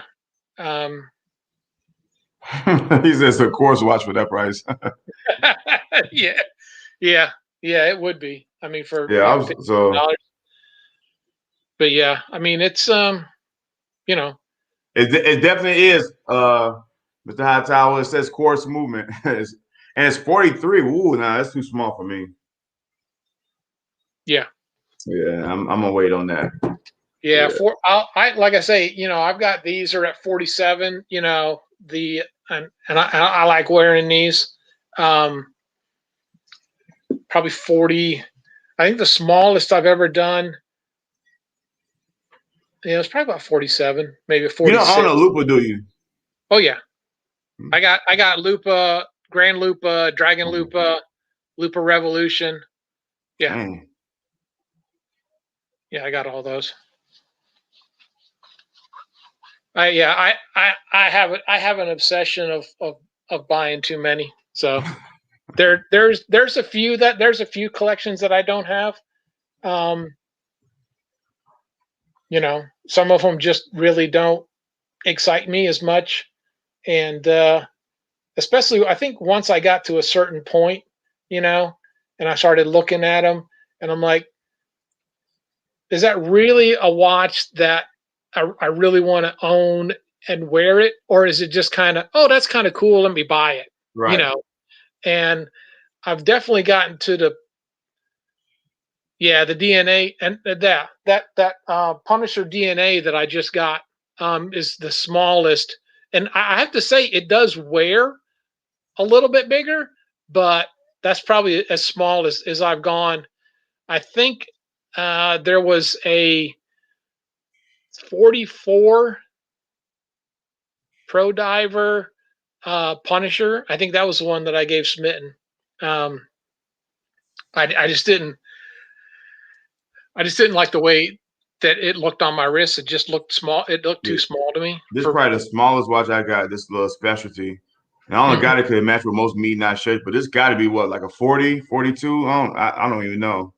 It was $40 on the Invicta store, so it's probably the smallest watch. John, let me ask you a question. This is for anybody also in the chat. If someone was to do a starter kit for Invicta, what's a series that they must have in their collection? Because right now, like I want to get a Magnum, but and I know it's preference, but what's a watch brand or style that someone must have? Like top 5, a Venom. Is it Chaos? Is it I know people like X-Wing, whatever. What's something that everyone should have? Because that helps me out. Because my wife just asked me, my birthday's coming up in a few months. So what's something I should have? I want to have at least one of each, but what's something that everybody should have in their collection? Like I for sure know a Venom. I want a Pro Diver. I got to get a Magnum, at least one. But what's 5 watches that people should have in their collection? Wow. Okay. I would throw specialty in there. I mean, not specialty, SAS, the Sabacco specialty, the case and cradle, because of just how so unique that watch is. I think you probably should have at least one bolt variant. I know there's quite I mean it's tough. I mean, I agree. Even at the 5, I mean, that's like somebody said, sometime, pick your 5 favorite watches. Yeah, maybe with the last 5 dying breaths of my word, I might, eke out 5, but I just can't. They're all unique. like, I mean, so you go with a bolt. Okay, so you got a bolt. So do you go with it? Do you get a Thunderbolt? That's a bolt. Do you get a Bolt Zeus? That's a bolt. Do you get a Bolt Zeus Magnum? That's a bolt. I mean, I've never seen a Bolt Zeus Magnum before. well, that so a Magnum, technically, if you look at the full name, right? Just like a Venom is really a Sabaqua Venom. And I learned that from you. I never knew that until you told me that. And then on a Magnum, it's technically a Bolt Zeus Magnum, because one of the biggest controversies that I remember, and I kind of remember when this started, was, everyone that has a bolt, right, has a cable. Every bolt. That was the defining ID of making a bolt a bolt. Very first Bolt Zeus Magnum comes out, it did not have a cable. And that was, I remember just everybody was like, how can that be a bolt? You can't call it a bolt. It's not a bolt, and all this. And then I remember, like, when they came out with the first, back then, Hydra Dipped, there was like 3 versions of the Hydra Dip Zeus Magnum. And it was like a gunmetal, a blue, and I can't remember the other color. Then they were on a strap and everything, and they were, all Hydra dipped with not really full graffiti, but, pretty colorful. And those came out with a cable on it. And it came out about the same time. There was a high polished silver that had like a blue dial and had a big silver cable going around it. A blue label. Yeah. And see, I agree, Pappy and Godfather. Blue label is a must, in so much that it is a unique adaptation of an existing model line. Like, there's not a blue label. You can't say there's that, okay, this watch is a blue label. This is a Bolt Zeus blue label. This is a Pro Diver blue label, on and on. And of course, I turned off watch cam, so I'm sitting here picking up watches like a dummy. So, you've got you got a Bolt Zeus, right, in blue label or black label, that kind of thing. You got a Pro Diver, it's in blue label. Same thing even with Heritage, right?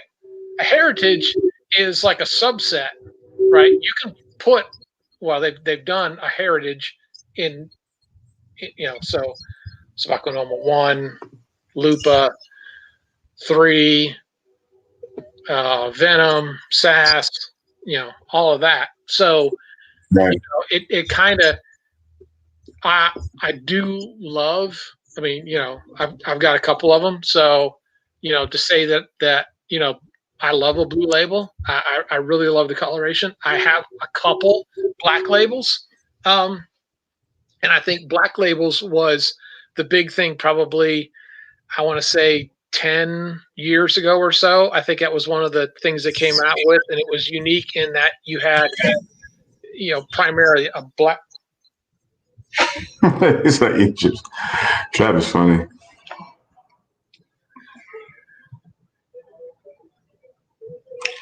So there's a lot of good comments. So I'm definitely gonna go back and review these notes in the chat. I apologize. I get talking, and I'm talking and answering you, and you're looking at the labels, and I'm trying to keep up with it. And I apologize. I promise to get a little bit better at trying to read some of these comments and everything.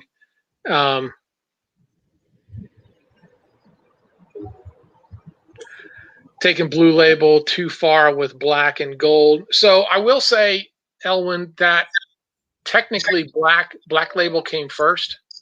Now the gold label, I'll agree with you on that. I think they're trying to push a little too far with that one. Personally, I mean, and as you can see, I mean, this is just a smattering, but you know, and I've done, reviews. I've looked at. I've never been one that I cared for the way that gold watches look on me. To me, it's just something. It just doesn't look right. So Right. I love stainless, but I love colors. Like I love this blue and the black, and I got that mint green puppy, and you know graffitis and all of that. But yeah, I mean, I do love the black labels are pretty cool. Back in the day, they had some really unique things. I know originally, I think it was like black red, and then there was black yellow, and now I've seen a few.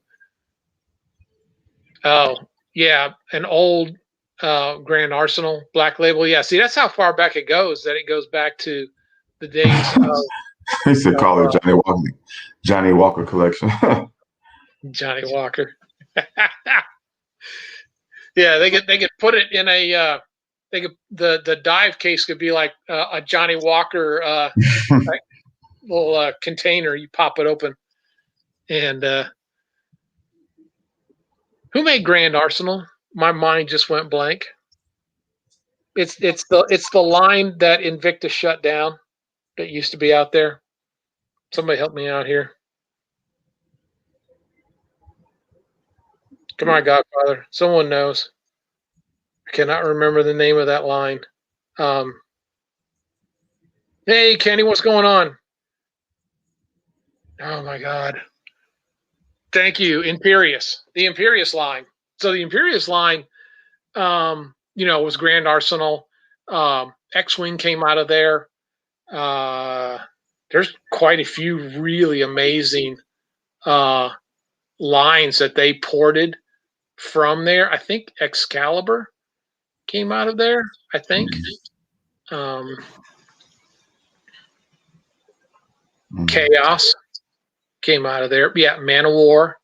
So yeah, there's some unique pieces, and so like going back to your 5, I love a Man of War. I love the way that thing looks. I actually I have a blue label skeletonized Man of War, and when I had my expo this last year up, of all the watches that it would catch their eye, everybody was mesmerized by that Man of War.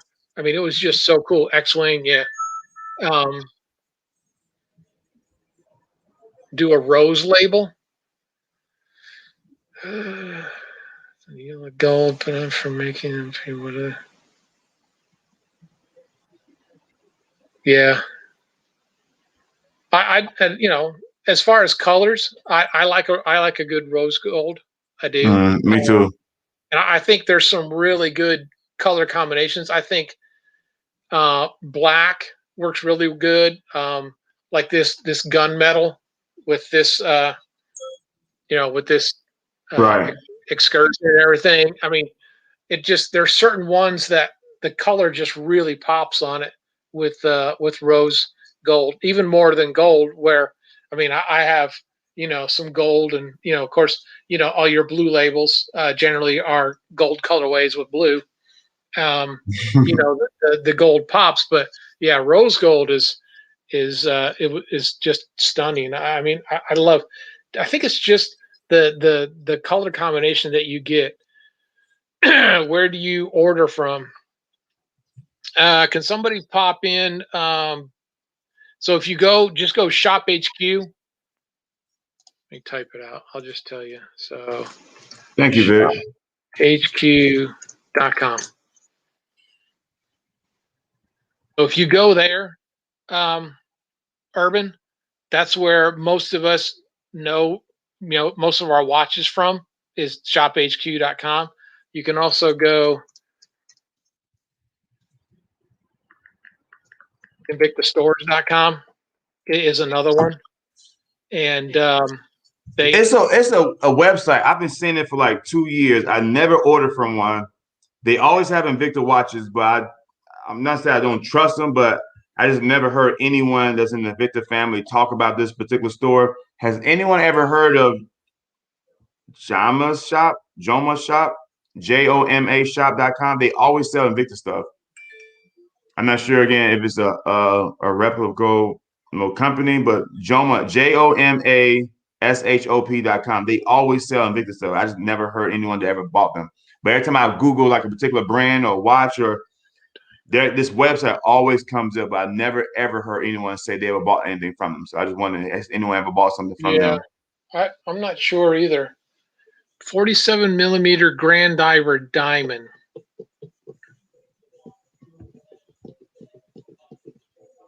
I don't remember if I have that one, Elwin. Okay, he said it's legit to be on the high. Okay. Thank you, Kenny. Yeah, Rico's saying the same thing. Okay. I know everyone always go to and that Trap always talk about Bulldog too. I want to check out Bulldogs too to see how they are. Bulldog is the brother company. Basically, their price is going to be the exact. If you look at it, the model numbers and everything is Shop HQ. Got you.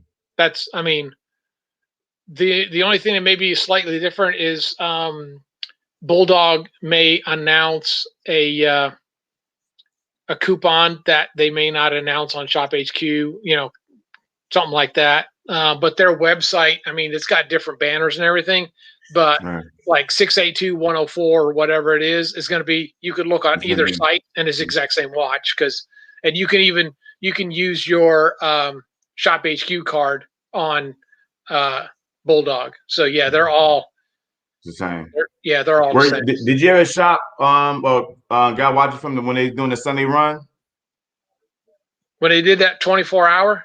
Yeah. No, that was that Saturday. Oh, is that the one he's talking about? Hold on. Oh, is this the one? Okay. Yeah. Elwin, is that the one you were talking about? The with the R150 and the 2 rows of diamonds and the mother of pearl, and it has the stingray.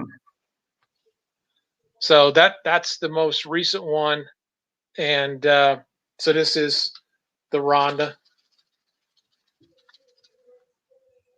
Shake it, get it moving here. And then, believe it or not, there was some consternation around this, but that's nice. This one is the 40 millimeter in the black. So there was 2 versions. There was this silver tone, and this is the bigger one, the 47. Then this is the one that Christy just got. So this is the black version with the black mother of pearl, and this one's actually limited to 200. And this one comes, with the interchangeable black stingray. And so yeah, this one literally, I mean, it just came like it was about 7:00 tonight. So there was a few people know some of the backstory, and I won't go into it because, like I say, everybody has issues from time to time, but I got the watch, so that's all that matters to me. But yeah, this, like I say, the mother of pearl on this is crazy. I mean, some of the color you can get is just amazing. But yeah, and on that note, on a side note of some of this, like, see, this is a 40 millimeter watch, right? And so typically, I'll say typically, it's going to be for the ladies, right? Because typically ladies are going to like something a little bit smaller, and easier to wear. I wish and hope that Invicta starts putting more higher quality and more automatic movements in some of their lady-sized watches. Like, this is the very first R150 in a 40 millimeter. And then the very first Tourbillon was in that 44 millimeter Sabacco specialty. But I think sometimes, and I mean, I can appreciate it, because, in general, women are gonna align themselves with what's fashionable and looks good. And I would say that there's not a person out here that's bought a watch that said, that's the ugliest thing I've ever seen, but my God, it's got an amazing movement in it. To say that we don't buy a watch by the way it looks is a bit silly, but I think sometimes they get, wrapped up in putting all these crystals and diamonds, but they don't go out, and you don't see. It's hard to find a Salida SW200 or 500 in a lady size watch, or a Ronda, or even the TMI, the NE20, which is their high end caliber automatic that runs, at 8 steps a second. So I would seriously hope, because I remember even on the cruise, the question was asked about, ladies' watches and everything, and there was a concerted comment around, look, we understand, and this was, AL talking up on stage. He says, we understand that women are one of the largest purchasers of Invicta, and Right. we need to start catering to them, because, like I say, just like everyone here, generally you bought a watch because you say, you know what, I like that watch, that's cool looking, right? And it may have a quartz movement or whatever in it, and you're like, that's cool, I like the watch, it looks good. An 8040N and a Magnum.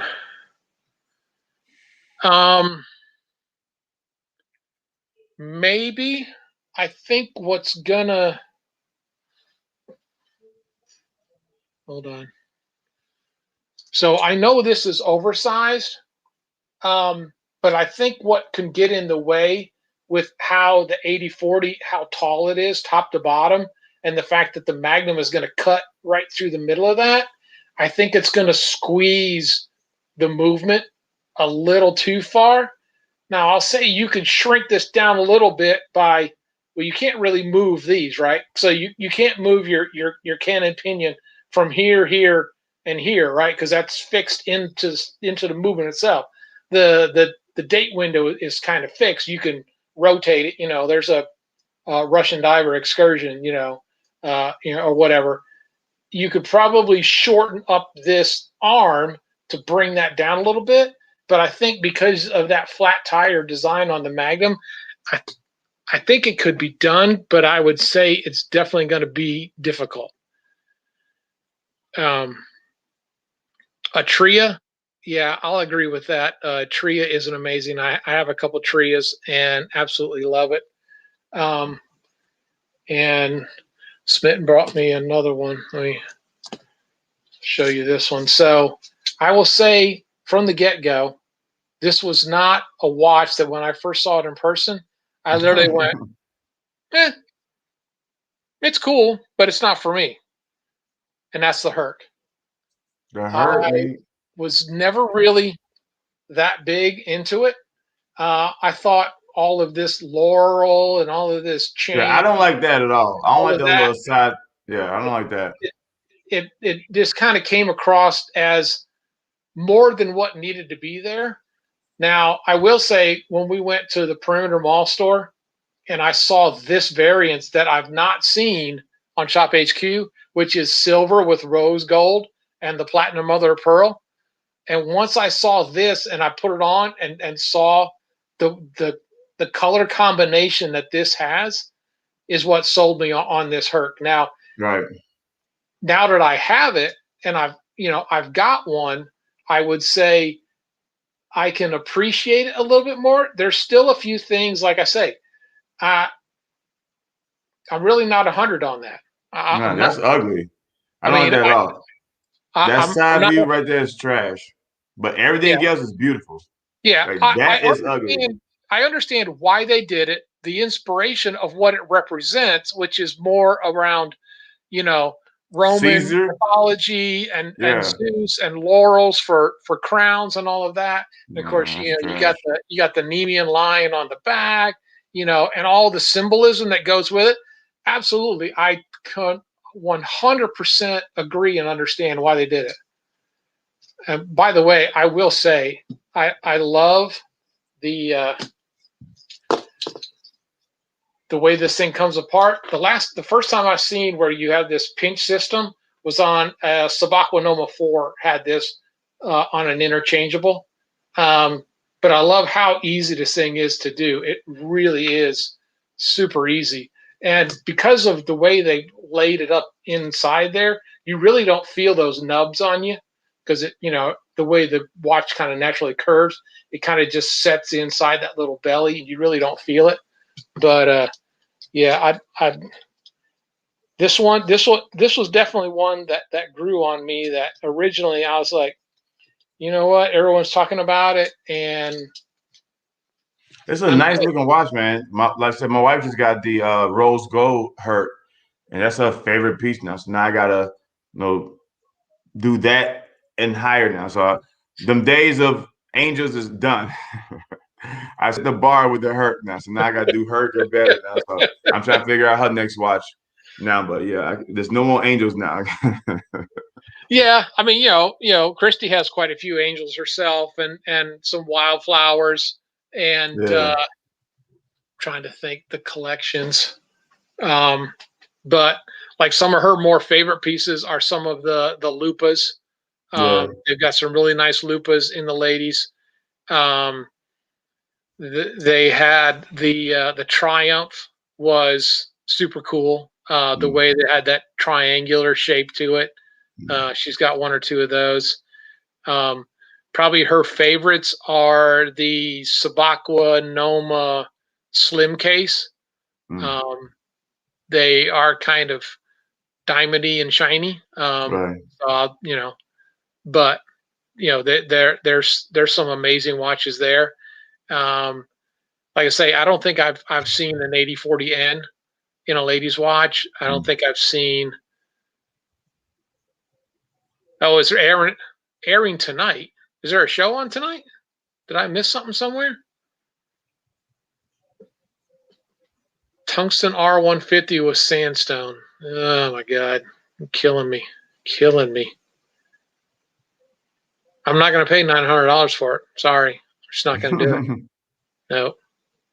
Like I say, I bought that Damascus, or I think Smitten got the Damascus for me for birthday or Christmas. But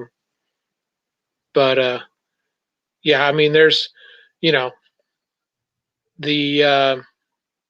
Grand Octane Tourbillon with the diamonds. I mean, that one was up there. A 12 a.m. show from 12 to 1. Oh my god. That seriously, people, it's Wednesday. It's Wednesday. Okay, for all you people, yeah, okay, all you West Coasters, it's only 9 o'clock. Yeah. I hear that.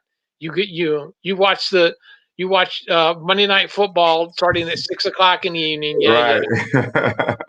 I used to work for a company. We had an office out in the West Coast, and I was out there for a week for a conference and everything. And I was at my boss's house out there, and we were talking about something. He's like, "Oh yeah, football's already almost getting ready to come on." I'm like, "It's only 6 o'clock." He's like, "Oh well, yeah." I'm like, "Oh well, shit. Okay, yeah. It's 9 o'clock at my house, but no, y'all get to watch it at 6 o'clock. Watch the whole game. Go to bed by 10. Us fools, we got to stay up from 9 to 12 o'clock, 12:30 if it goes Right. into crazy time." They want John the Phone Guy to get this watch after this live. Yeah, I don't believe it. I think Yoda Vision is trying to enable someone, and RJ is presenting. Okay, all right. Do you think Invicta could ever do custom watches?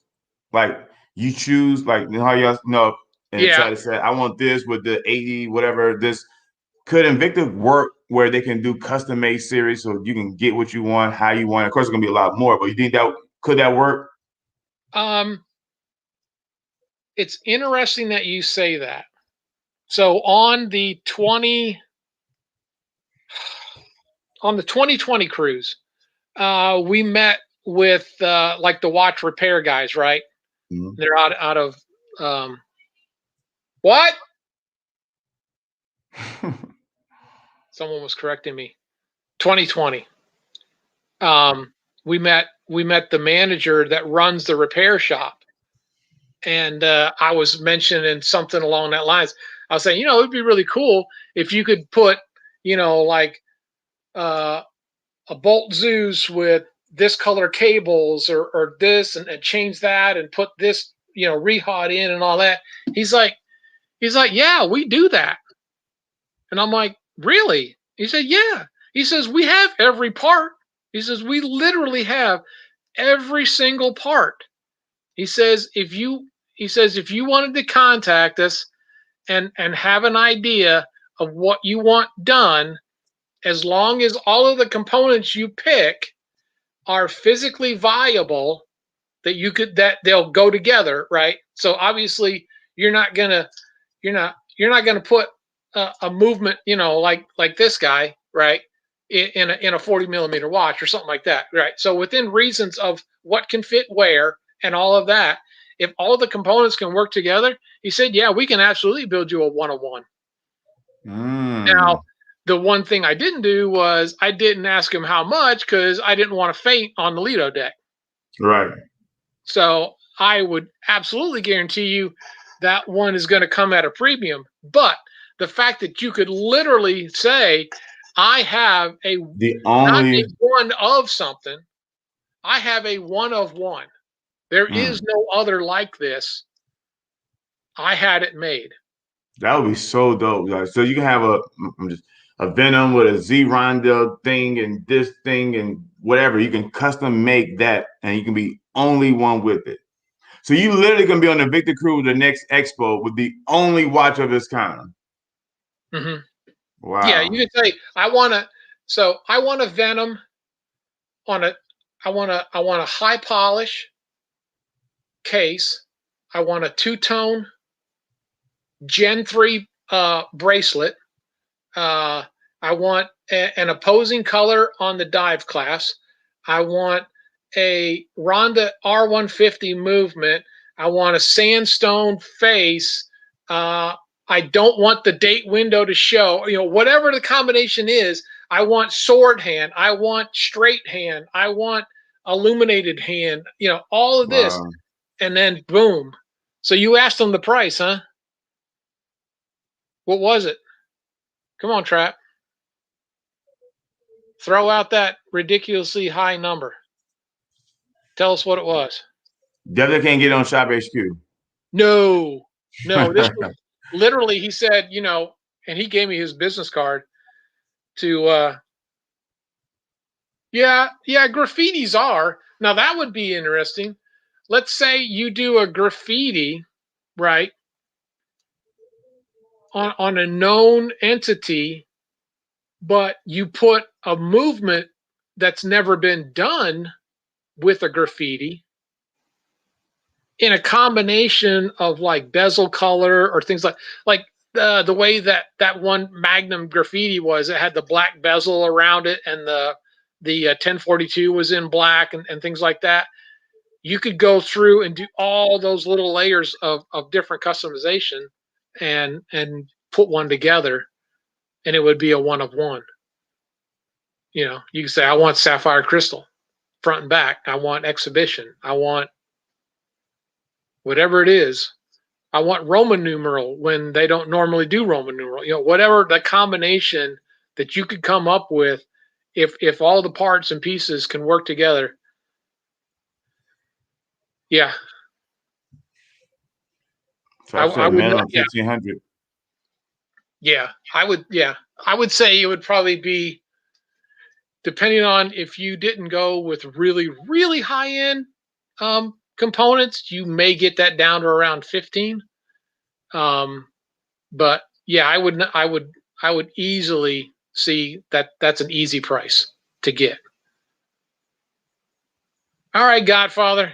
All Yeah, right, 4 Godfather. a.m. is rough, man, especially on the East Coast. And yeah, stay safe out there, buddy, and all of that. So appreciate you stopping by.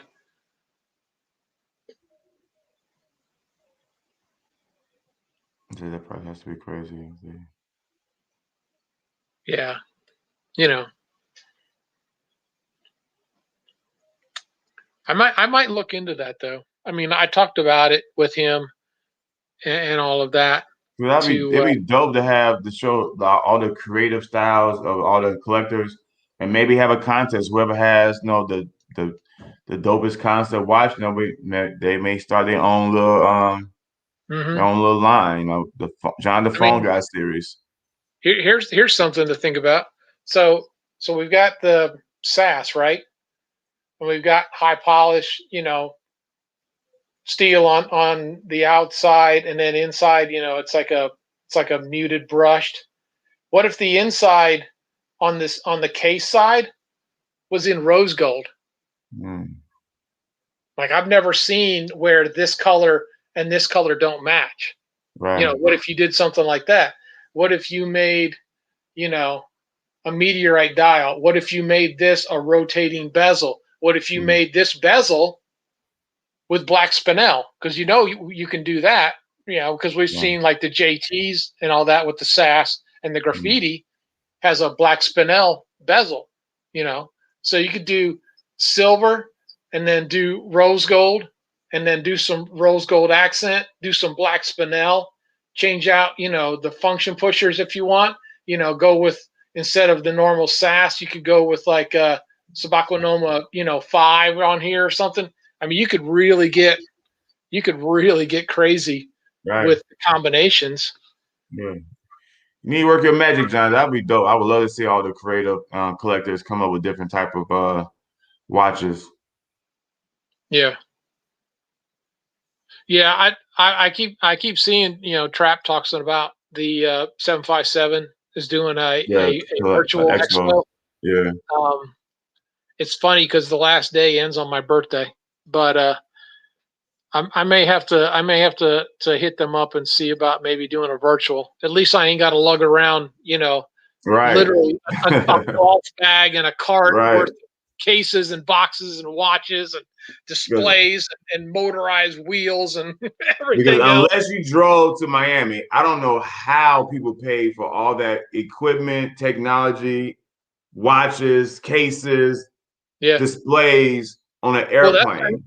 that was the reason that we took 2 extra days on the front end because we drove down. I mean, it was Right. you could do it in a day. Like we drove back, and now Right. that was in Fort Lauderdale, which actually was an easier to get to than Miami, so it wasn't as Right. bad.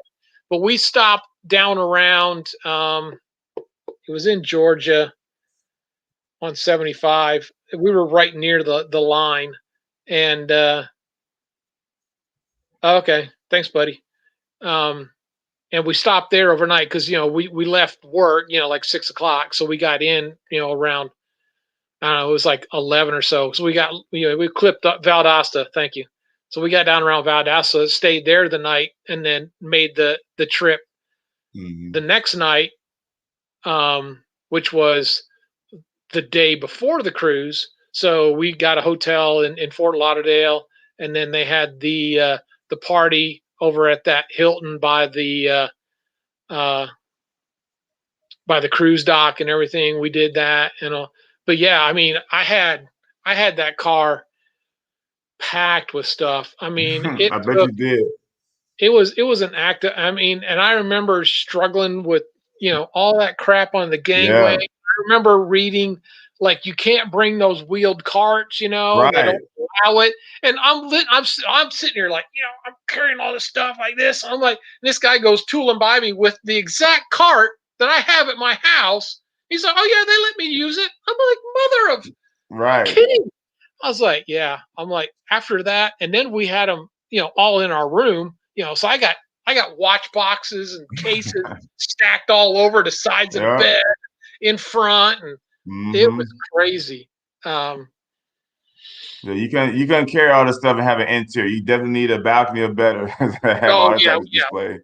yeah. We always get a balcony just because it's nice at night if you're when everything winds Right. down, sit out there, and Right. it's Right. Right. I love the sound. And we usually end up in on 8, and we try and get near the back. because all I have to do to get something to eat, and when someone wants to do breakfast at 6 o'clock in the frickin' morning, I can stumble up that back staircase, stumble into the buffet and get something to eat, come back down, or Some go late to night pizza bars. Yeah, exactly. So right now, if the cruise was this year, would we be back from the cruise by now, or the cruise wouldn't have been happening by, or would it be next week? Like right now, would it be? It would be next week coming, because usually it's like right at the end of Feb into like the first, second, or third of March that we're getting back. Yeah. So I would right now, if we were in cruise mode, I would have our whole spare bedroom would be set up with figuring out what we're going to take, what we're going to pack, carry all that stuff, and figuring out. We'd have already figured out our travel plans of when we were going to go, where we're going to stop, do all that stuff, where the parties are going to be the night before the cruise, and all of that. All my content creators, y'all go ahead and remix them old cruise videos. Because we ain't going to win this year.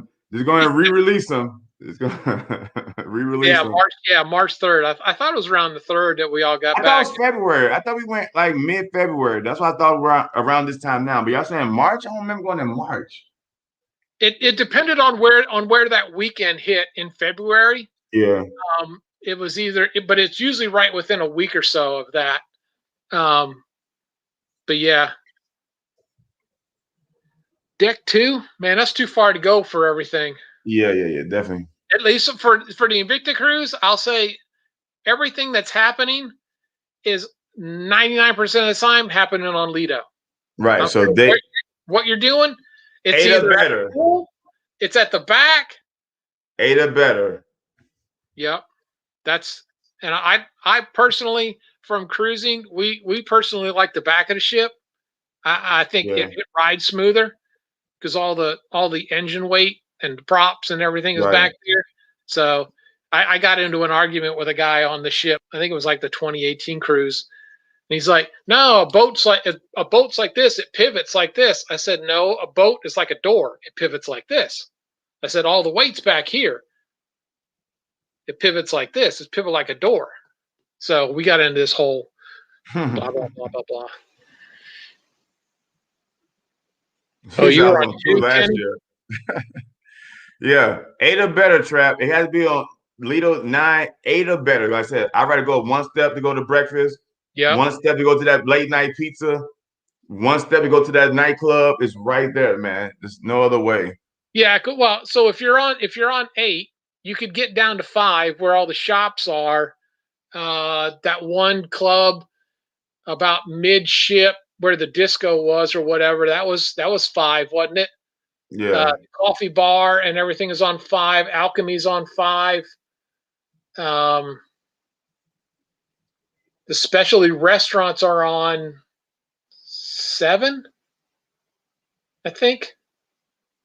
Yeah, D&Q, take a look at their video they did last year. D&Q actually they stayed on Lido on 9. Right. And yeah, away from the noise. Actually, we were right off. Like I say, we were near the back. I think there's an elevator bank right there, but it really wasn't that noisy. It wasn't bad. Now, I mean, preferably, I like the very, very back, because what's really, really cool about being at the very back of the boat is you can go out on your balcony. It's going out the back of it, because the wind is coming around the sides. You can sit out there and it's like just a light breeze, but you're not getting the whole effect of the wind going down the side of the ship. It's really nice and calm and quiet back there. You just kind of hear the splash of the prop wash and everything. John, you really are an engineer. Like, you really figured out the back of the boat. Man, I'm telling you. I went through all of that with somebody, and I was like, okay. I just said, you know what? Get the front. I need to be near the elevator. I'm tired trying to figure out how to get to my room when it's late night and I'm drunk. I need to be close to the elevator, so I get off. Bing! I'm right there. Yeah.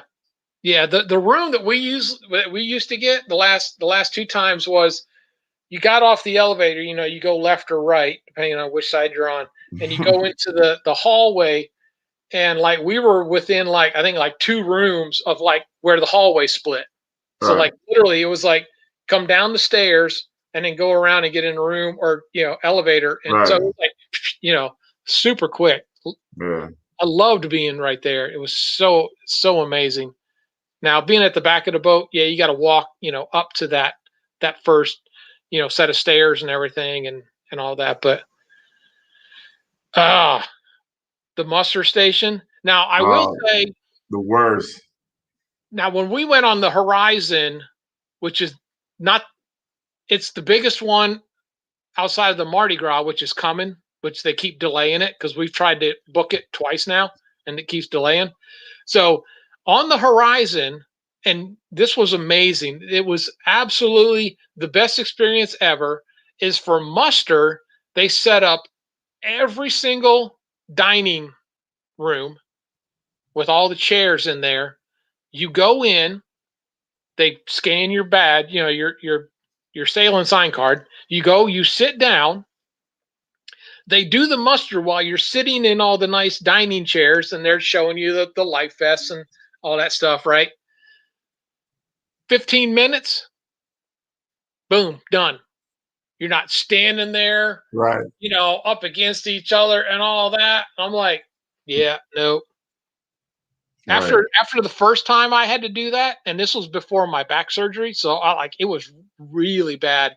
I'm like, I can't do this, and so I said, look, I got a bad back, and they let me go and sit in, they scanned me, and then I'd go sit inside one of the dining rooms because I mean, just standing there for, because you got to wait for all these yahoos that aren't paying attention, drinking at the bar, whatever. It's like 30 minutes and, nobody's there yet.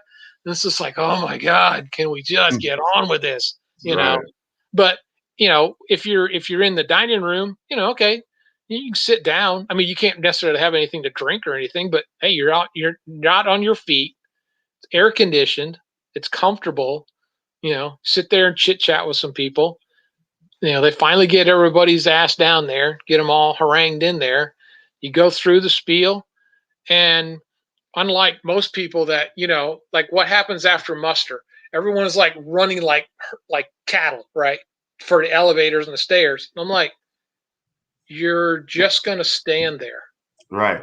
One thing good about Invicta Cruise in this pandemic, you cannot have a muster station that's social distance. So that that eliminates that whole experience. There's no way possible. Like you said, when the muster is done, everybody's lined up either trying to get an elevator, which probably gonna be closed because their luggage.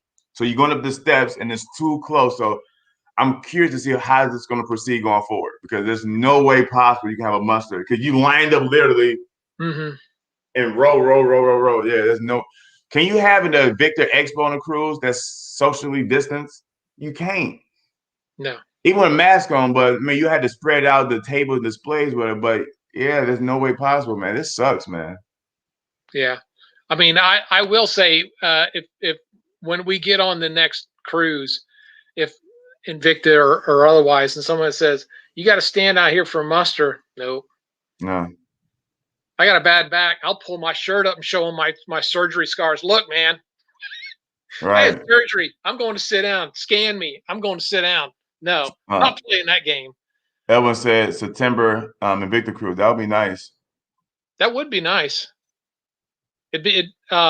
Hopefully, and anyone that was on 2020, you missed.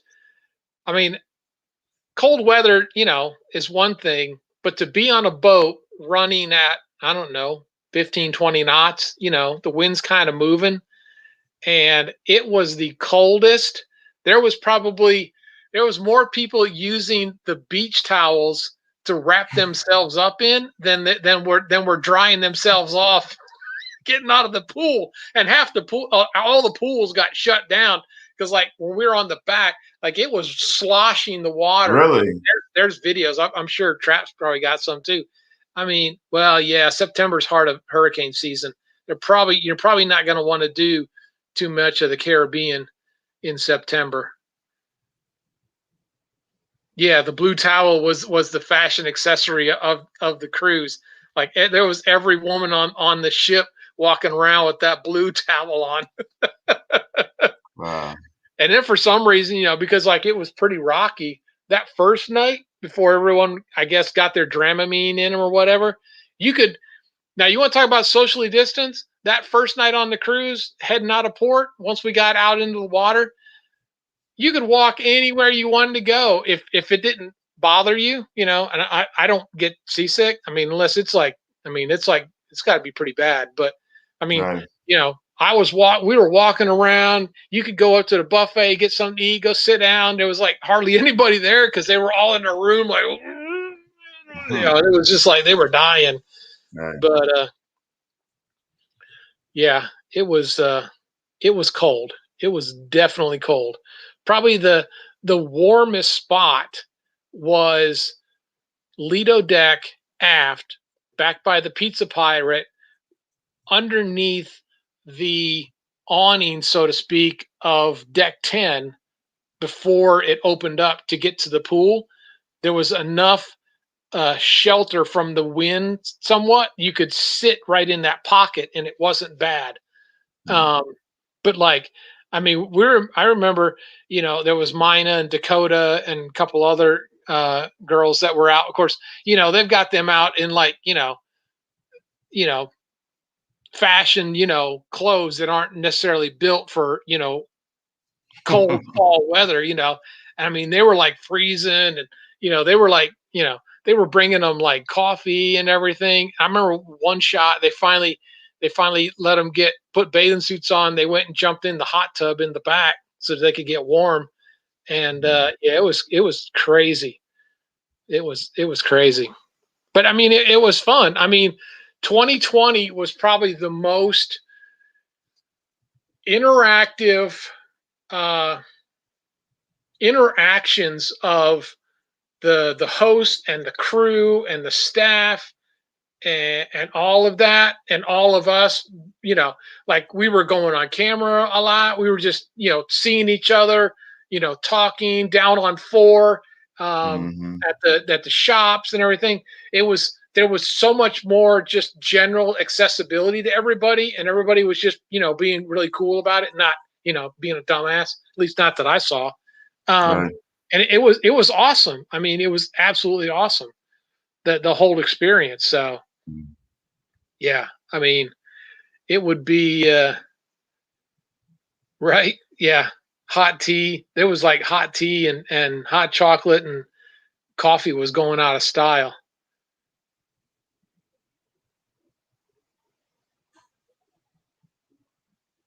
Yeah, yeah, I hear you, Vic. Probably, and I mean, that's going to be the biggest question too. Is with all these cruise lines, trying to come out of all of this, um, is what kind of deals. Okay. It is going to be super expensive because it's going to be limited capacity, or it's going to be super cheap to get everyone to To get believe that people on the everything ship. is safe.